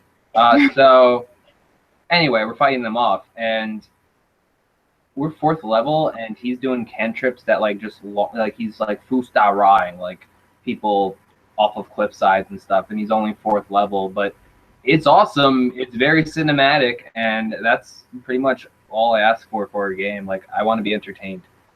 Yeah. Always. Sometimes it strains, but it's always delivered. Yeah, like one of my friends' dad, he's been playing for years, and so he has like the 1st edition books, and so like he kind of like, we went over there one night and he showed us sort of like what the starter edition is lacking, and so then we ended up playing with him, and he showed us kind of the ropes of like, here's what you should kind of do that the starter edition doesn't cover. So it was pretty good to have a guide like that. Nice. Very cool. So, you're a movie critic. Let's see, what game do you think deserves a good movie? Okay, so I'm gonna be cheating a little bit, and so I chose this game called Legendary, and like I said, it's gonna be a little bit cheating because I feel like that's what we're gonna get with the Russo brothers come Infinity War. Now, obviously, it's not going to be, okay, here's this, here's this villain, you have, you clear him off the streets or whatever. But at the same time, you have a group of heroes, and I'm assuming that we're going to have more than just Thanos in that movie and a couple of villains. So I'm hoping that sort of that, that movie is going to be somewhat just they now it's not going to be a 2-parter, just one long movie. So I'm hoping that we're going to have some good villains, more than just Thanos, and a bunch of heroes that we like to see. Real talk, real quick. I would love for Red Skull to show up out of nowhere, like here space. Like, it would make total sense for him to show up at this point of the game, and Cap would be completely messed up by it. Yeah. That's what I tweeted today, because like I'm sure you guys have seen like some of these pictures from Thor Ragnarok, like Chris Hemsworth on the set and Tom Hiddleston, and it's just like every time I see Tom Hiddleston, I want him in every single movie ever. I don't know why. I just really like that guy as an actor, and hopefully one of these cons I can go to and he's going to be there and where I can like meet that guy, because he just seems like a really good actor. He's like one of the best actors in the MCU, I feel like, in my opinion. And the character Loki is one of the most entertaining to watch. And so that's why I tweeted out today, I hope Tom Hiddleston's in, Infinity War. Even if it's for one scene, I just want to see Loki and Tom Hiddleston in that movie. And that's what I wish for that movie in general. Like you said, I want Red Skull to pop up, even if it's for one scene. And that's, not really, I wanted to see more, but even if it's for one scene, just to clear things up for the entire MCU, because supposedly Infinity War is going to spark a new phase, anyways. So we're going to be done. So it would come kind of full circle and close out the MCU that we know today. I know they've taken out the part 1, part 2 of that, but I would love for it, like, if they did like a Masters of Evil thing where Thanos is like, yeah, I'll do it myself, but he's also smart enough to like think of like, because I don't think we're gonna get that from Helmont based on what we've seen in Civil War. Right. Traditionally, the guy who gets everyone together. It'd be cool if Thanos got these people together and then got what he needed. I got so excited I punched my keyboard. Got what he needed. And then for the second movie, for like the villains to be like, we screwed up. And that would be a more successful Suicide Squad than anything I've ever seen in my life. Like, yeah. Another role-playing game for Marvel, and we won't talk about Marvel all night. But there's a system called Face Rip, and not like Face Rip. It's spelled FASERIP, and it's based on your stats, and that's where you get the name from. But it's one of the coolest resources because this game's from like the 70s, and if you play it, they literally have every single like. You know how like sometimes you can go and you can get like pre-made NPC sheets for D&D? Right. They have these for every single character in Marvel. So you can make any game, you can make any situation, and you already have the resources that you have at your disposal. It's called Classic Marvel Forever. It's still up there. I think they just maybe relaunched it. I haven't tried the new one. It's free. The old one is somewhere. So it's a lot of fun. And character customization, so you can go and make your own mutant and join the X-Men alongside of Wolverine. Like, there's a lot of cool possibilities in that. Yeah, that'd be neat. Let's see. I think we're on question 3 here. What is the best game to introduce to your friends? Okay, we're now switching from Marvel to DC, and it's Love Letter. It's the. You guys got it too? You got the Hobbit one. All right. That's the one, yeah. Which is basically it's the same thing. They just kind of swap out the characters. So. They do have one extra. Sorry. I talked about this a little bit earlier too. Yeah, they do have one extra function. The Tyrael and Legolas cards. I think it's like if you present, they're both 3s, and if you present one of them, if you're lower than the number in your hand, you get kicked out, and if it's high, like. They have that extra rule, whereas in Batman it's just one cement rule. That's the only reason I have a preference over it. Otherwise, I would probably like Batman more. Well, it sounds like it's. I read a fan rule for this Batman version because I don't. Have you guys played the Batman version? Yes, we have. Okay, so you guys know that the number 3 card is Bane. Yeah. And there's a rule that someone made up that I read on like BoardGameGeek.com is that if you have Bane and somebody uses a Batman card on you and they guess that you have Poison Ivy, if you have Bane in your hand, you can throw down Bane and say Backbreaker, and then they're out of the game. That's cool. And we've been playing that, and it ends up that way. The kind of there's so many, there's 5, Batman cards are the number 1 cards, and it gives you a little bit. It's like you can't just blindly guess. You have to actually strategize. It's like, okay, well, use your guesses wisely, sort of. So then that way, you're not just like, well, it's not that kind of card. So we've been playing with the Backbreaker rule pretty much ever since we read it online. Sweet. So last question here for tonight. Do you have a fun board game or tabletop like story or experience? Well, I guess we'll go classic, and it's just Monopoly. I remember as a kid, sort of semi-hating that game because of how long it took. I remember playing as a kid that we would set it up on the, like the kitchen table and just have it out for weeks because the game would never end. We were like, just because no one wanted to lose, and so mortgage this property, pinching pennies just to stay in the game. When really, okay, that person should have just went out, and just the the Monopoly alone. But it's one of the best. I own probably 4 or 5 different versions of Monopoly, as I'm sure like a lot of people do. Even the electronic version. I have a copy for the Super Nintendo. Nice. So, like I got the Back to the Future Monopoly, which is actually very hard to play because of when you land on which property, it's the same property. So the light blues, but they're the same property. It's just different years. So you have 1955, 1985, and then sometimes you have the 2015 or 1855. So it's a little bit kind of hard to play because you're like, which property do I have? So you actually have to, look at the date. I even have the one with the credit card. It's like, okay, I'm tired of messing with the money. Let's just have the electronic version be the bank, and it's kind of hard to play as well. Nice. Yeah, I've collected board games for a long time, as you can see. Like, I have a few of them out here, but I love Monopoly. I feel like it's a necessity to have at least one copy of Monopoly, whichever one you choose, because there's so many awesome ones. Right. Yeah.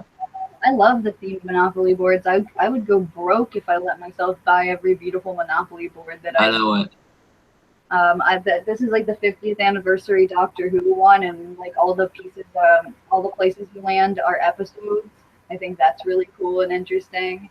Yeah. And the Game of Thrones one that I'm going to win at Cal's party, that one's beautiful too. I've had my eyeballs on that for a long time. I love that they do all the theme stuff because, like, as a fangirl, I'm definitely more likely to buy a board game if it's like a supernatural board game or whatever. Right. Yeah.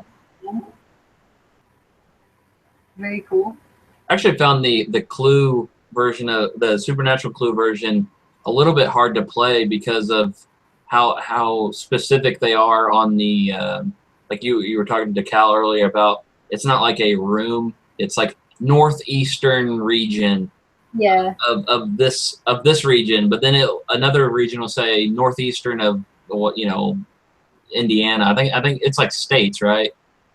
Yeah, it's but based on places in the states though, because it'll say like southeast and then it'll say wherever, and it was somewhere in Florida. It says, like, I think it literally says Broward County, Florida, where I'm from. But yeah, I would just, like, my biggest tip would be just focus on the name of the city or the whatever instead of like the northwestern or something. Yeah. I like that game. I think it runs really nice, and I feel like Clue is one of those games that when I was a kid, I felt like it took a really long time to play. But now that we bought this board not too long ago and that we're playing it again, I feel like it's a really quick game. Yeah, it's especially with if you have, depending on who you're playing with. I mean, if you're playing with some kids, it's obviously kind of gonna take a little bit longer. But if you're playing with, like, if it was just us, it's like, okay, we can get this thing going. But like you said earlier to Cal, I really like the pieces that came with that Supernatural game. Just like you said, the Angel Blade, you got Ruby's Blade, and all of them. So yeah, I like and that's mainly the reason why I buy the themed of Monopoly and Clue is for the pieces. Just because the pieces look so cool. Almost like they're collector pieces. And just like the like fangirl level to be like, well, I get to be Cass or I get to be Bobby or whatever. Right. So fun. But I think that was the last question, unless you had something to. No. Do you have anything new you want to throw out there into the universe? Well, let's see. I did do a review of Suicide Squad. A pretty lengthy one. It's one of my longest ones because have you guys seen it yet? No, we refuse to pay money to go see it. Okay, so you guys are waiting. Yeah, so yeah, it was probably my longest review. I almost actually broke out my video camera and did a video review on it, but I ended up just doing my normal written review, and it was pretty lengthy, and I went into detail of my concerns and complaints of the movie. The parts that I did not like. I mean, there were some parts that I did like. There were some elements in there that was good, but overall, I did have some issues with it, as you can probably imagine. Yeah, we've been saying it's I've been like considering it a dumpster fire since the first time I saw a picture of what Jared Leto was going to look like as the Joker. Damaged. Damn it. So, like, it's really satisfying that everybody is miserable about it because I've been saying that, and everyone's like, no, just watch. Even Jared Leto is miserable about it, which is Yeah. almost satisfying too. Like, Well, yeah, did you guys see that video I tweeted out from Mr. Sunday Movies? No. no, I missed it. If you get, I mean, do you guys know who Mr. Sunday is? We've watched a few. So Yeah, he goes into just it's about a 15-minute long video, and it's pretty much exactly what probably you guys think and what everybody want. I mean, he takes the words like right out of your mouth of what you think of what and want to say. It's a pretty good video to watch on the status of the Joker right now. Cool. We'll definitely check that out. All right. Well, thanks for coming by, Austin. It's always a pleasure. I just want them to give me Willem Dafoe as the Joker. Is it so much to ask? No. Well, yeah. Go ahead. What? Well, thanks for coming by another episode of Odd Shaped Panel. We got through some nefarious dungeons today. Our party is well rested and safe. We avoided the Demogorgon. I didn't even know it was there. I'm glad you didn't say anything because I probably would have freaked out. But until next time, tweet us your ideas for the next Odd Shaped Panel. We'll probably have a new poll out for you within the day as soon as we got some stuff to roll to you. And be sure to check out the last episode of Odd Shaped Panel. Maybe we'll put it like over here in front of Clue or something. And Next to Mavis. yeah, we'll put it. Mavis will guard the last video. But yeah, right here. That's our last video. And it may not necessarily be on video games because this is kind of post back far away. So whatever that video is about, it's right here. And it's great. Anyway, thanks for stopping by. You can tweet at us at Odd Shaped Panel, or if you want to go directly to the source, Kimber herself, you can tweet at SJ Plus Junkie with the IE at the end. And other than that, hashtag us at Tuff OSP if you want to say anything or tweet us directly. That at Odd Shaped Panel also works for Facebook. And thanks for coming by, guys. Make sure you check out all of the links in the description, as well as follow everyone you got to see tonight. We had some fun guests from Dice and what was it? Digital and Dice. Digital and Dice. Digital and Dice podcast. Lucky winner Justin. I gotta tweet him after this, and I'm not gonna waste any more of your time. Have a great night, guys. Thanks. Man, this solo waving goodbye is heartbreaking. I know. I can do it. I'm just gonna insert old photo. Anyway, I think if I just hit stop broadcast, It'll get rid of everybody. Will it get rid of everybody? Oh. Okay. So. Well, thanks, guys. I know Cal wanted to say something, but it's kind of.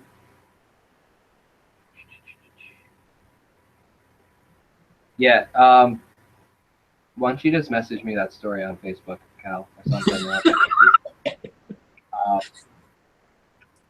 Anyway, have a great night, guys, everybody. To the 3 viewers left, thanks for watching, and we'll talk to you later. Bye, Austin. Bye.